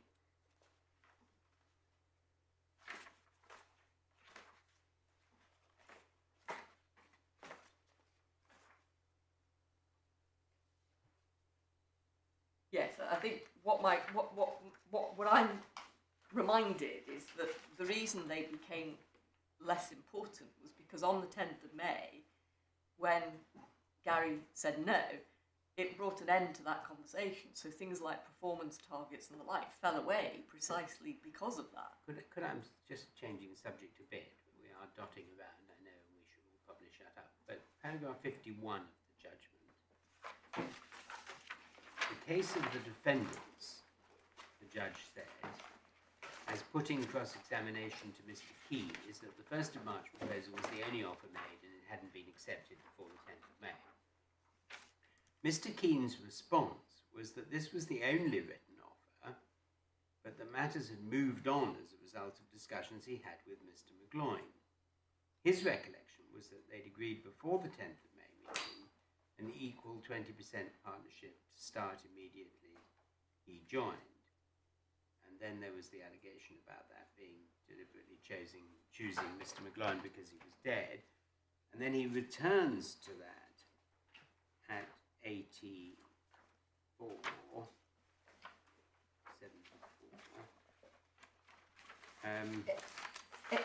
Did you also say 84? 84, yeah. No, I think it's 75. I should add that the matters above lead me to reject the very serious allegation that Mr. Keane chose in cross-examination to identify Mr. McGloin as the person with whom he had conversations agreeing to parity because he knew he couldn't defend himself. Mr. Keane may have incorrectly remembered how the equal parity agreement was reached, but his evidence of a 20% equality agreement was ultimately correct, subject to what occurred on the 10th. Now, why is that not good enough for Mr. McDonald? Well, it's about the highest point. Well, when, I would ask, when and where was this agreement made? Again, it's the reason I wasn't making some cheap point about the death of Mr. McGloin. What I was, again, it relates back to the pleading point. So if you go back to the pleading, which is supplemental bundle. No, I mean, I think just before you go back to the pleading, my point is that he seems to be alluding in these paragraphs to some evidence given by Mr. Keane, which he sort of accepts that there was an equal parity agreement made orally. Well, it seems to be that he accepts, firstly, the in his analysis of the pleading, he goes, the judge went back, for example, to that paragraph 2 I took you in the introduction to the particulars of claim. Yes. And I think to paragraphs 15 and 16. Yes. There is, I just need to deal with this point because I think it is an important point. There was nothing in the pleading to say that there'd been any agreement reached between Mr. Keane and Mr. McGloin. No. And that's important because it's not a cheap point about Mr. McGloin being dead, but we had a witness statement from Mr. McGloin. I haven't taken you to it, but if you go, for example, to tab 12 in the supplemental bundle at page 112, because there had been no pleaded case that an agreement had been reached with Mr. McGloin, perhaps unsurprisingly, Mr. McGloin didn't deal with any such thing. But what Mr. McGloin did deal with was the 27th of April and the 10th of May. And 2.3, firstly, if what had been pleaded was that Mr. McGloin had entered into an agreement as, for example, agent on behalf of the other defendant, then A, it should have been pleaded, and B, we would have had an option to respond to it. Instead, what you had, therefore, effectively for the first time, so you then need to go to Mr. Keane's witness. Sorry, which paragraph of McGloin first? Sorry, Is it paragraph 7? I've just lost it again, bear with me. Or 9. It starts, Yeah. it is, its paragraph starts on paragraph 7. 9 deals with 27th And 9 April. deals with the 27th of April, thank you, milady. And then he also deals then with 10 and 11. And his evidence is consistent with what the other defendants have said, namely that it's rejected at that point. Right. And so my first point is that even if the judge is right to say, well, Mr. McGloin had somehow reformulated the offer at an earlier stage, Mr. McGloin's evidence is clear that it was rejected. Whatever had been on offer was rejected by the 10th of April. But I was going to then take you back to what Mr. Keane said on the point. And you will recall, because he disagreed with it, he does not say any, or had not said anywhere in his evidence in chief, page 84. No, but I'm So suggesting that he might have said something in cross-examination. In cross-examination, he did say, for the very first time, that an agreement, that there'd been this discussion with Mr. McGloin, at which he'd offered 20%. Now, but what was never made good was any evidential basis that Mr. McGloin had authority to agree that on behalf of anybody else. And in any event, the reason I took you to Mr. McGloin's evidence is what Mr. McGloin says can't be consistent with there having been that earlier agreement, because he says it was rejected on the 10th of May. But my point is, even if putting it at its most generous, you could treat that as being evidence given for the first time in under cross-examination, or I think even whenever, that there was a discussion with Mr. McGloin, one still gets to the same position, that it was that whatever was on the table at that point was rejected, even on Mr. McGloin's case. But I accept that's the high point of any evidential basis for there being such an agreement.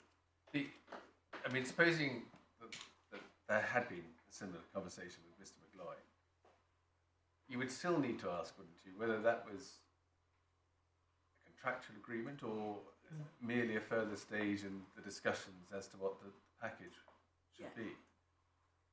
I'm reminded that Mr. Jonathan Martin, was asked about that point and confirmed that Sean McGloin had no authority and that he, Jonathan, had no knowledge of any, if you like, deal being done between McGloin and Keane. Did the judge mention authority at all?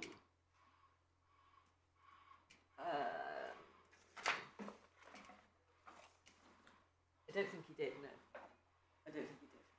But perhaps we can check.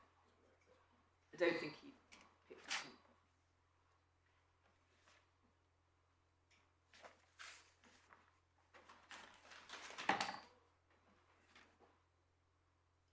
Well, he says at 51 that Mr. Martin's evidence during cross-examination was to the extent there were discussions between Keane and McGloin agreeing to parity of which he could have no direct knowledge. McGloin never reported them, Yes. and in any event had no authorisation to reach such an agreement. I'm grateful to you. And in paragraph 189D, he said that it was your case that McGloin had no authority to reach such an Yes. agreement.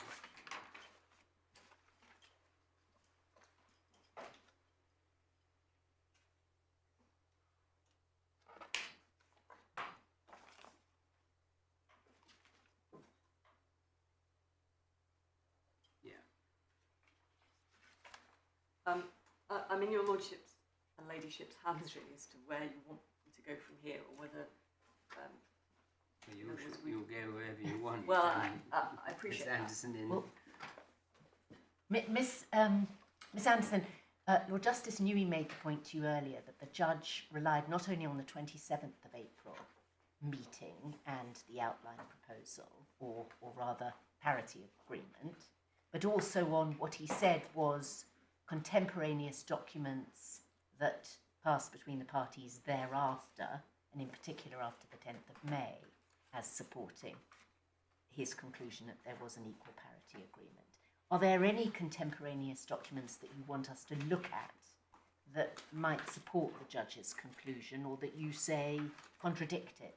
I don't know what he was referring to, other than the exchanges in August about the draft partnership agreement. Yes, which said effectively never con.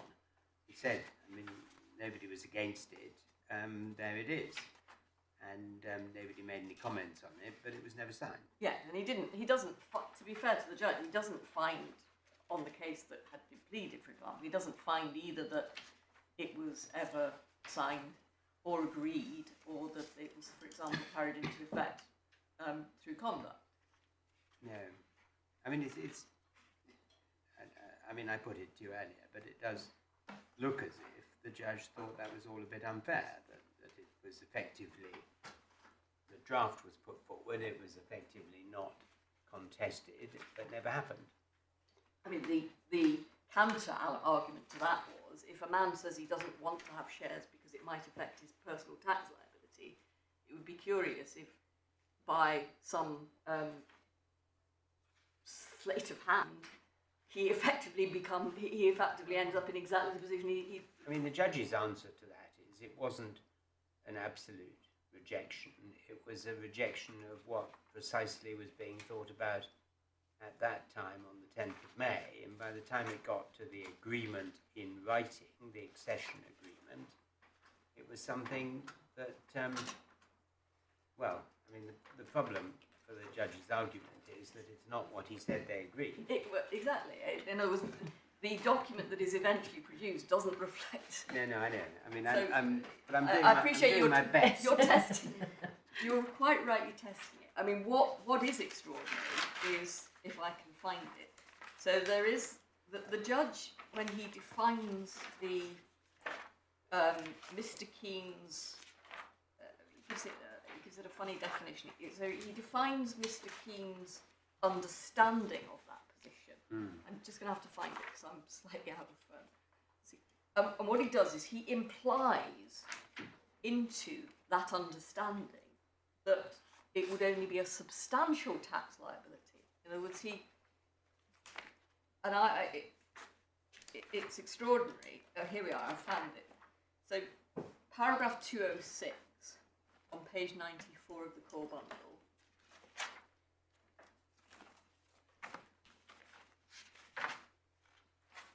Based on the evidence set out in paragraph 73, I find as a fact that during the 10th of May meeting, Mr. Keane stated to the effect, the gist of the words used not having been recorded contemporaneously. Well, again, rather generous to Mr. Keane there. Whether they're recorded contemporaneously, the point is he didn't have any recollection of it at all. That he would not want the DRS shares if they came with a, by implication, significant tax. How can you imply into the evidence? Well, imply into evidence that wasn't given. Well, because Mr. Keane didn't deal with it. You have the point. It's. At the same time, I mean, I follow the point, but does it really go anywhere? No, it probably doesn't. But it's an example of. I did say at the outset that one of the hallmarks of what has gone wrong here is that the judge has strained to he's strained to reach the conclusion that he wants to reach, and at times has overstepped the mark in relation to it. And that's an example of that, where... I mean, just pursuing it for a moment, as I understand it, Kingston Smith had said, well, there's potentially a tax problem if you're an employee or a director of DRSL. Yes. If Mr. Keane wasn't going to be a director or employee, on the face of it, there wasn't a tax problem, either significant or otherwise. So either there was potentially a significant tax bill, or there was no tax bill at all. The significant doesn't really seem to add anything. No, but it's odd that the judge should think it's so important to imply significant. Well, it goes to the point that I was talking about, which is the conditional rejection. If it's a conditional rejection, then theoretically they might have done what they actually did, which is bring forward documentation for his accession on a slightly different basis. But none of that helps the judge's reasoning, because the judge actually didn't find that they agreed as pleaded in terms of what was drafted. The judge found they agreed something different and earlier. Yes. So, I mean, to answer your question about where do you go from here, Miss Anderson, I mean, you've heard what's been said by the court. And if you're satisfied that we've got your points, then we will happily hear from Mr. MacDonald. But it's up to you. Lord, I'm just going to double check and just check that I've picked up on the points that.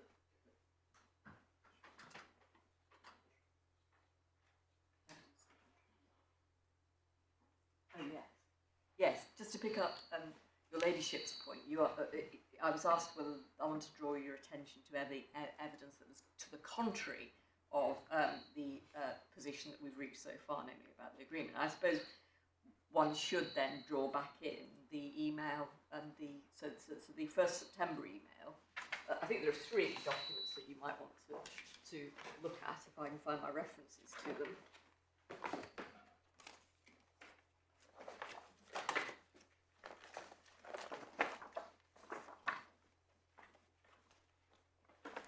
Yes, the first is the email of the 7th of February 2016, so later, but nevertheless Mr. Keane's musings to himself. That's starts at page 326 in the supplementary bundle.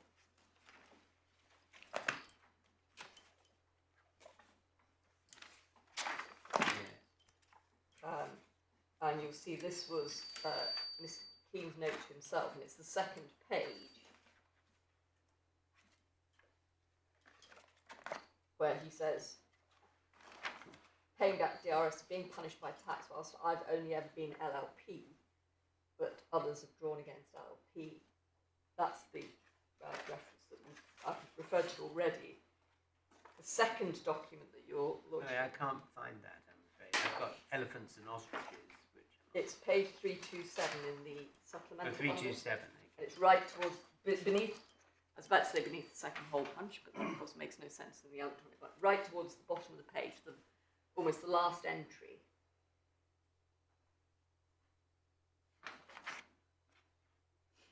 Paying back DRS Limited and being punished by tax whilst I've only ever been LLP. Yeah. So he's there, we suggested, acknowledging that he was not part of any wider structure which involved DRSL. I mean, this is said to be an email sent to himself. It was an email sent to himself. It was So at the time of... recording his thoughts. Yes. Okay. The second document that your lordship should look at in that context is a document a couple of months later, which is April 2016. So the parties are by now negotiating their split, by that Mr. Keane splitting from the others. And you'll see on 20th of April he sent what he called his bifurcation proposal. And if you go to page 329, again I cross-examined on this, but the judge said it didn't appear to say what I suggested it said. So over the page, on top of page 329, he summarises the position as at that date. DRS has been up and running for 7 years, as a limited company for 3 years, and as an LLP for 4 years. Again, no mention at all of the fact that there is this overarching or parallel structure of a partnership holding the DRSL shares. Over the page at 330, at the top of the page, his proposal to split the company into 2 separate standalone entities that will both benefit from the goodwill and current contractual relationship of DRS with its clients. So again, no mention in that paragraph at all of the fact that one would have to deal with this partnership. So what he's saying in this note is that it was all him and the legal team, which is your client's side of it, never made any money. Well, and that's plain, that's flatly rejected. Well, whether by the it is evidence, or not, but that's no, what he's saying. For what it's worth, it's it's perhaps an indication why, by this stage, they were contemplating their separation of ways. You then get at 335 a later document, but well over a year later, the 11th September 2017. Again, when they were analysing the position, you'll see what Mr. Keane is saying is there a single or dual approach to the questions, considering that I was not and still am not part of Limited? And then in the second bullet point, in regards to the original advice given, are we addressing the fact that I wasn't given an individual advice in the company set up, although the end result was markedly different, i.e. I was not part of the Limited structure? That is, we suggest, inconsistent with the notion that he was. I know you have the point already that they then go on to negotiate over some considerable period the deed of asset transfer and other documents in November 2017, of course, which none of which deal with the fact that Mr. Keane now says there was this partnership in existence. The judge dealt with those documents at 157. He did. 159 and 163 on. He did, and I would say about that, again, it's an example of a very generous interpretation. They were put to Mr. Keane because they were, at least on one reading of them, plainly inconsistent with his case. And the suggestion that they were somehow ambiguous. I think that Mr. Keane says in his witness statement, does he? Well, we're not going to get this quite right. I was staggered to discover that it was being said to me that I only had a 4.5% interest in this venture because DRSL had acquired so much and I had no interest in DRSL. Presumably he was challenged on that, was he? Or not? Yeah, but no, he was. The whole story, he came close to accepting, and I say very carefully, close to accepting, that really this was a construct that had been put to him by his lawyers. He didn't go quite there. He backtracked when he realised where I was going. Because I was putting to him that really he had the benefit, at the time of the eventual deed of asset transfer. He had the benefit of legal advice from, I think it was from Pinson's, for example. And I suggested to him that if he had thought that he had this interest, surely he would have wanted to deal with it in the separation of ways. Bear in mind that by separating, he was then going to be in the market competing against my client. So the idea that Well, is that right? I mean, they were different parts of a similar business. They were different parts of a similar business, but he was free then to do effectively what he was doing, albeit in the context. He wasn't a lawyer, but he was free to bring his skills together with other lawyers to compete against them. So the notion that the notion that somehow they wouldn't have wanted to deal with that, the judge seemed to completely overlook the big picture point. He also seemed to overlook the fact that at one point, what in effect the judge appears to say, and there was no evidence to support this, is that Gary Keane must have wanted to retain his shares, his interest in the DRSL Shareholding Partnership, by way of an investment. Well, there was no evidence to that effect. But if that's right, then in the interim, you'd think he would have done something to check up on the investment, whereas the evidence was clear that from November 2017, apart from the working through the earn-out and continuing to do some work for Barclays Bank, Mr. Keane had no interest and didn't show any interest in the DRSL partnership. So it just makes no sense. Also, remember that what the other defendants did at that point, when it was all split, was to gift our shares. He was the only person who got £860,000 through shares. The others gifted them. And again, it just made no sense.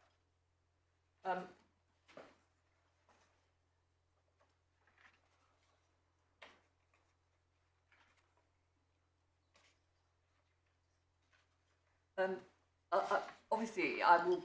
Perhaps the best way to deal with it is for me to stand down and to deal with any other. And then you can deal with Yeah. what you need to in reply. I'm Anything else? No? Anything else? Thank you very much, Ms. Anderson. Mr. MacDonald.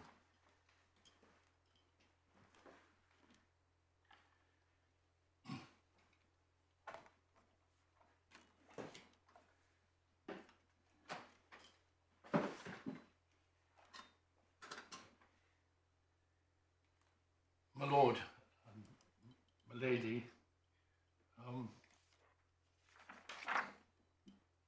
what I've been looking out for in my learned friend's submissions is the way she was going to deal with the VAT partnership point. The VAT partnership point is based, or begins with,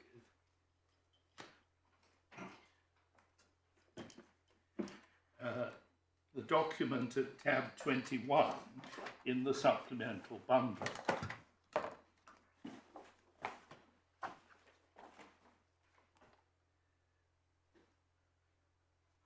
Page 233. Yep. Is the application. It's form VAT2, bottom left-hand corner,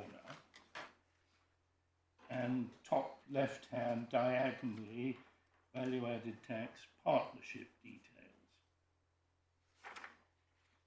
Each partner should complete one of the sections below.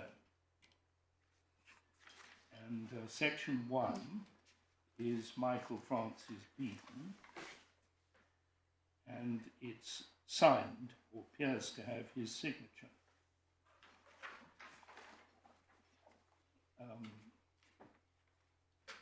Section 2 is Jonathan Martin, and that also appears to have that person's signature.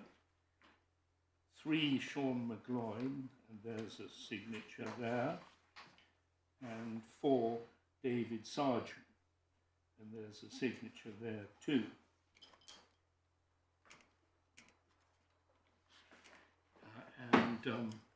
That goes with the documents in the previous tab, tab 20. What's the date of this document? The signatures are all dated 4 April 2012. Okay. It's the basis of the judge's finding at 201 that the 4 defendants were in a partnership carrying on the business of holding the beneficial interest in the issued share capital of Exactly. the limited company. Exactly. And I cross-examined each of them about it in order to establish that, at least at the time, they all fully understood what was being done, and they all in their own way confirmed that.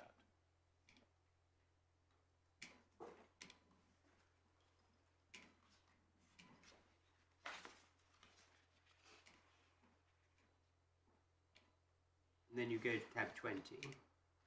We go to tab 20 and the other VAT documents which go with that. And VAT 1 is the application for VAT registration for the new LLP. And your Lordship sees at the bottom, box 3, it's just been incorporated. Date of incorporation, 3rd of April 2012.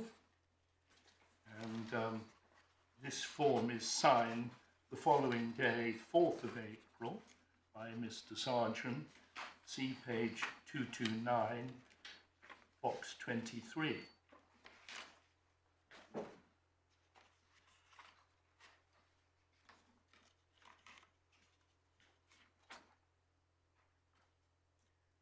And then box 7,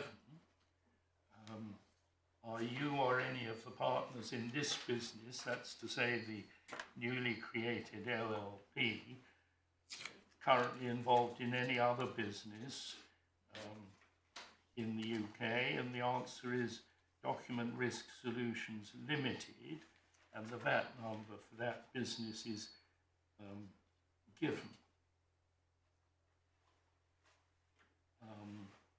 Then box 9, are you registering for VAT because you've taken over or about to take over a business? No.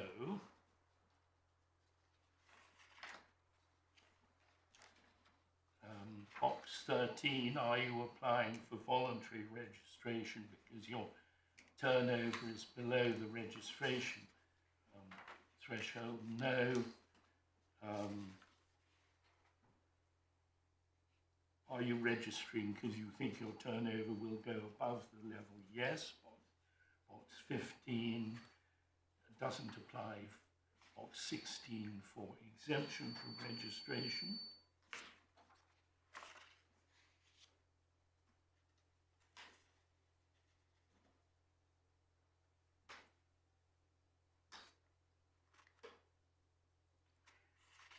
And then goes also with that the form on the next page.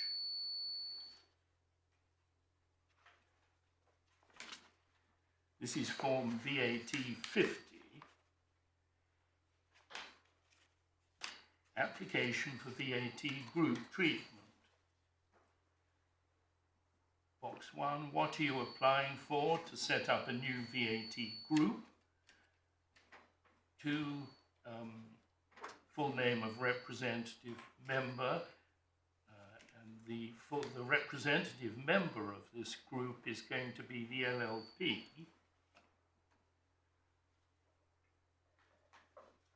If the application is to set up a new group, does the controller of the group to be named below control each of the proposed members in accordance with the VAT notice about group treatment?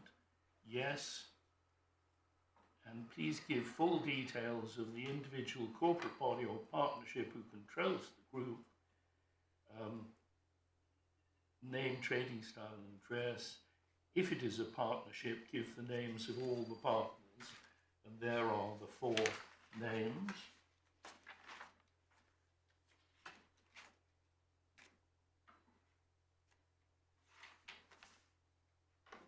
And then over the page, questions 6 to 11 I needn't trouble your Lordships with. And there's a declaration at the bottom by Mr. Sargent, dated the 4th of April. I declare that all the information in this application accompanying documents is correct and complete. And I understand that all the members of the group will be jointly and severally liable for VAT tax due from the representative member, which is going to be the LLP. Right. Now, that is those documents were only produced in November 21, less than 3 months before the trial, and they were produced because my instructing solicitors wrote and asked for them and said that they must exist. And they were then produced with no explanation as to why they hadn't been produced earlier, despite, at least as it appeared to us, obvious importance to the issues as they were emerging. And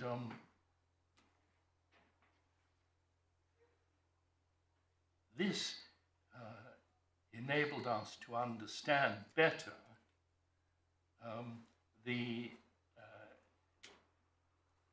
exchanges between Mr. Sargent and Kingston Smith in June 2012,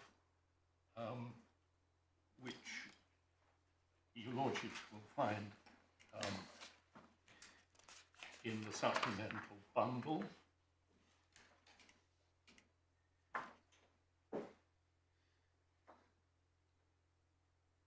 Tab 26. So these you already had, did you? Yes. Yep.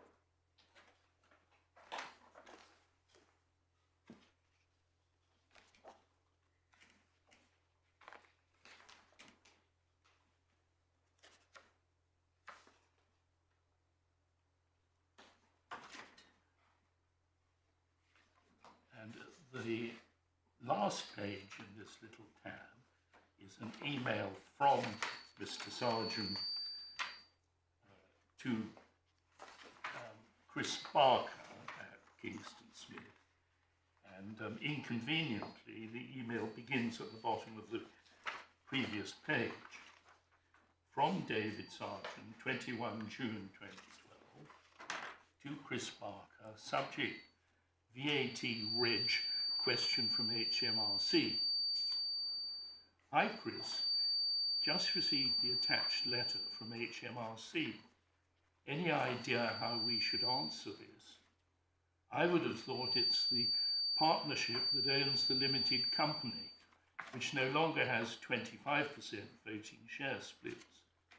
But if you have any suggestions as to how to explain this, it would be much appreciated. Can I just ask, the letter being referred to, is that at tab 24, is it?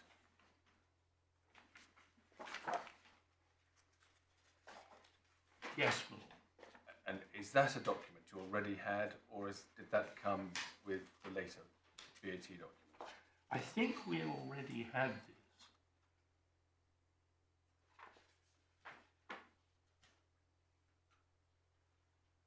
Yep. But the details about this are in a letter from my instructing solicitors, which they sent to my learned friends instructing solicitors within a few days of receiving the documents in question. That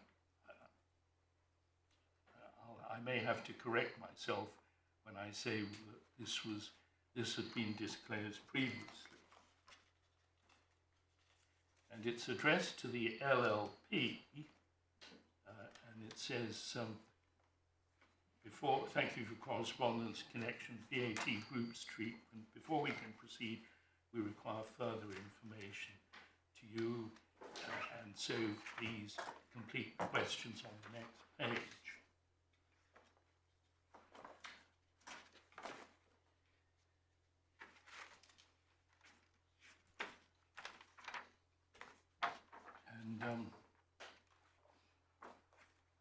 This is a HMRC VAT form, clearly. Contact name Chris Harrison, that's somebody at HMRC.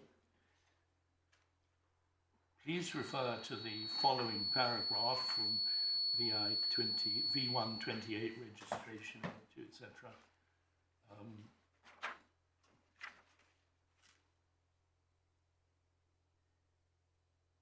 Control of bodies corporate by more than one person. A person who holds more than 50% of the voting rights in a company will have a majority holding and will control it. However, individual persons who collectively hold more than 50% do not control that company. If A, B and C each hold 17%, they don't control it even though their collective holdings amount to 51%. In order for them to control the company, they must hold all 51% of these voting rights in joint names, etc. With this in mind, please describe how the control condition, as per Schedule 43A of the VAT Act, is met. Please note that if David Sargent, Jonathan Martin, Sean McGloin and Michael Beaton are not in a natural partnership and they do not carry out any other work as a legal partnership with a view to furthering the business activities of the group, then group registration cannot be allowed to proceed. Please also note that holding shares is not considered a business activity, and being appointed to the same bodies corporate does not constitute a legal partnership, as the business activities are considered for VAT purposes to be carried out by the body corporate itself. And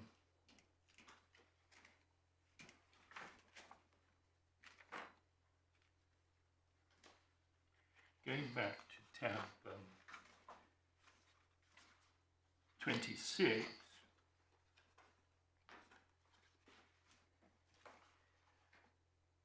on the following day, that's the day after the 21st of June when he sent his original email, Mr. Sargent chases Chris Barker. Any chance you can get back to me on this today, please? I'd like to get a reply back to HMRC today as I'm off on holiday from this evening, etc. And then there's more emails above. And then on page, the first page of this tab, the page number is illegible. Chris Barker to David Sargent on the still on the 22nd of June. Further to previous email exchange, Chris Hughes and I have had a look, and now we want to run this by one of our VAT specialists, and unfortunately they're not around today. A letter from the HMRC says we can reply online using the reference number they provided. When I've spoken to our VAT specialist on Monday, I will go online and reply to this for you, and then drop you an email with what our response was. And Mr. Sargent replies, that sounds perfect with me, thank you. And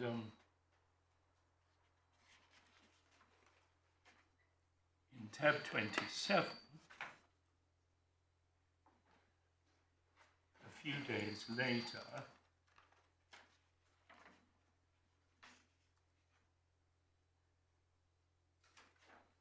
top of the first page, Chris Barker to David Sargent on the 26th of June, attached is our reply to HMRC submitted today. And then there's another copy of David Sargent's original email below.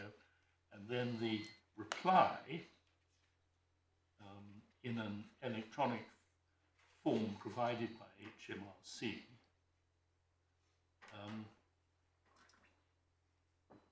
Document Risk Solutions Limited and Derivatives Risk Solutions LLP are both controlled by the 4 individuals in partnership and therefore form a group for VAT purposes. Both the limited company and the LLP carry on the business of consultancy advice to financial services companies, Document Risk Solutions Limited is also a member of Derivatives Risk Solutions LLP. Just pausing there, presumably you like the reference to partnership, but you don't like the reference to 4 individuals in partnership. Well, that was Kingston Smith's view, and that, as we'll see when we look at the sequel to this, shows why they immediately set about producing a set of documents recording a partnership between defendants 1 to 4 and providing for the accession to that partnership of my client. And those were the documents which saw the light of day in August, which I'll come to.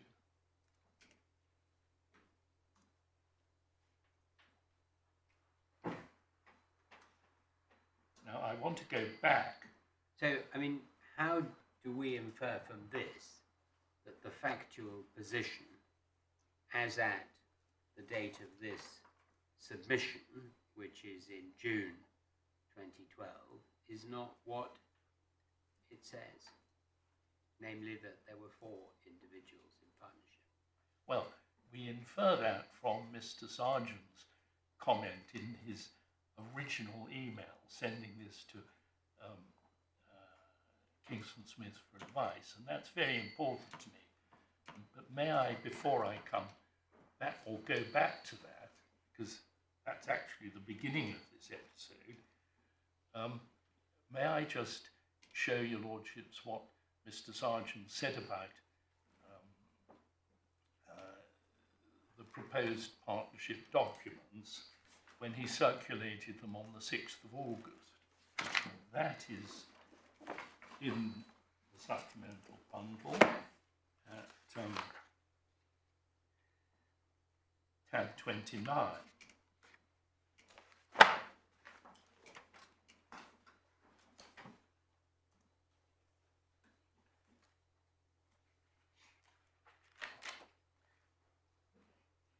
This is a thick tab because it includes the draft partnership agreements and a later draft of one of them. But what Mr. Sargent says at the in his opening email is important to us. Chaps, it's addressed to the partners, and I think it's common ground that included the addressees included Mr. Keane. The 5 of them were referred to as partners by that stage in their routine emails. Chaps, as you might recall from discussions near to the end of the LLP setup process, the idea was that the shares of DRS Limited would be held in a partnership largely due to the fact that this was the best way to ensure Gary retained the ability to be part and parcel of the decision-making within DRS Limited, but wasn't required to pay to join the company. I'll come back to that, but may I read on? Kingston Smith have at long last produced the partnership agreement, their lawyer Matt being on the ball as ever, and I've attached it here, together with a deed of adherence for Gary to come into the partnership and the board minutes for the new partnership and company. You'll see I've added comments on both the partnership agreement and deed of adherence. Yell if you have any others, and please give me your views as regards clause 6.4 of the partnership agreement. Equally, let me know if you have any comments on the board minutes. I didn't have any. Would like to get this back to care soon. So if you could have a flick through by close of business tomorrow, that would be great. So what do you say this shows? What I say this shows that the intention was, the expression, the idea was, is a colloquialism which means our intention was that the shares of DRSL Limited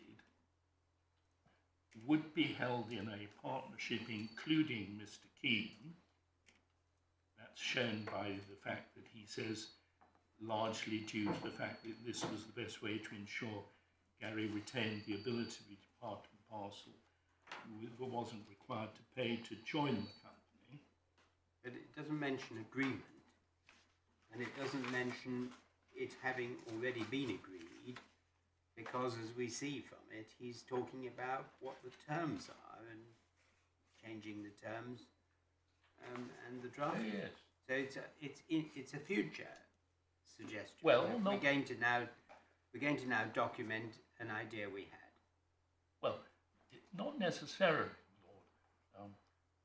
One of the submissions I made to the judge in opening, which I described as anecdotal, was that I happened to have come across in previous cases the fact that both Theodore Goddard and I think Simmons and Simmons had been operating for years on a draft partnership agreement which had never been signed, and that this had given rise to problems when there was a dispute as to the terms on which the members of that firm were carrying on business together.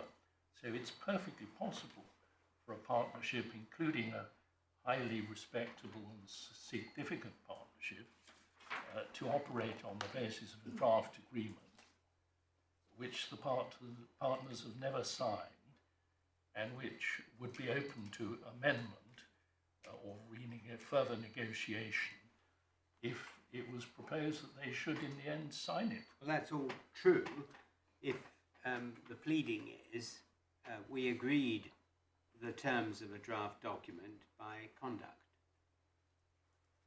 But that's not the pleading, and it's not even the case the judge found. Well, when I take you to my particulars of claim, Your Lordship will see that the pleading does deal with that problem, but it wasn't relied on at the trial for that purpose because it wasn't necessary. In other words, when I say wasn't relied on, I didn't make submissions on that basis at the trial because by the time of the trial I had these documents which put a completely new complexion on it because it showed that there had been an existing partnership holding as partnership property the 100% of the shares of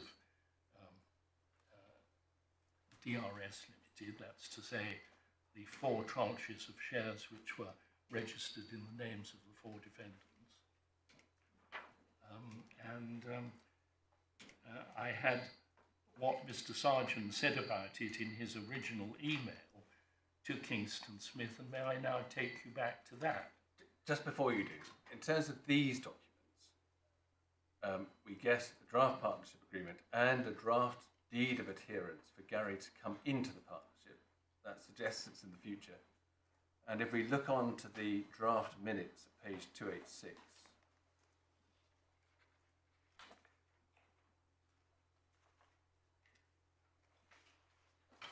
so these are contemplated minutes. Paragraph 5, the chairperson noted that Gary Keane had agreed to join the partnership with effect from the close of the meeting. Yeah. So plainly, you don't get here anything suggesting that Mr. Keane was already a partner. No, you don't, because Kingston Smith are preparing a set of documents which will, as it were, hang together and produce the desired result, though it will have to be the partnership which Gary is recorded as joining will have to be a partnership which existed back at the beginning of the VAT group registration process, just looking at... I mean, the partnership would have had to exist, but there would have been no need for Mr. Keane to be a partner. No. And Miss Anderson accepts that she can't challenge the finding that there was a partnership at an earlier stage with the four of them. Well, I suppose she accepts that. I didn't notice her saying anything about it in the course of her submissions this morning, but I may have missed something. Well, She did. She answered my lord. Yes. Yes. She made one reference to it in answer to a question, but she did not address the problem of what Mr. Sargent meant in his email, which, may I take your lordship back to? Is that the 25% one? Yeah.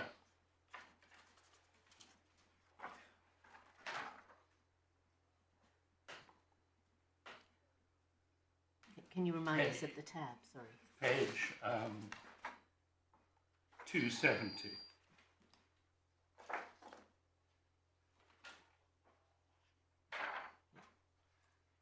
He asked Kingston Smith if they've got any idea how we should answer the letter from HMRC. And he said, I would have thought that it's the partnership that owns the limited company. So he doesn't need to be reminded by Kingston Smith or anyone else that the limited company is, as of the date of this email,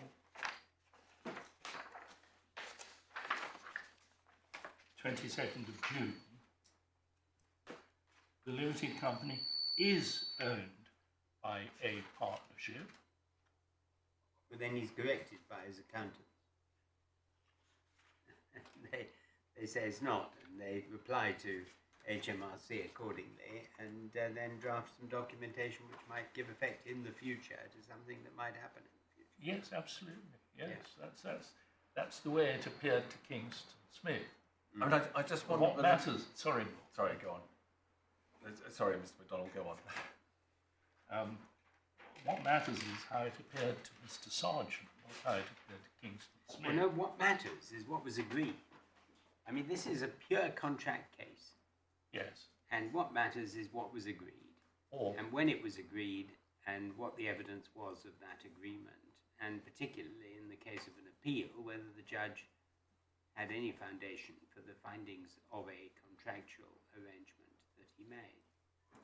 yes, but what was agreed often includes or is equivalent to what was understood, because parties frequently proceed on a basis which, when they fall out, is found to be contractual, even though there were no formal terms agreed to express I mean, your that. point about the draft partnership agreement is obviously a good point, so far as it goes. Shall we explore how far it goes at 2 p.m., Mr. MacDonald? Yes, but my lord, may I just put down a marker? I'll be coming back to the expression which no longer has 25% voting splits. Exactly. Yeah. Yes, thank you.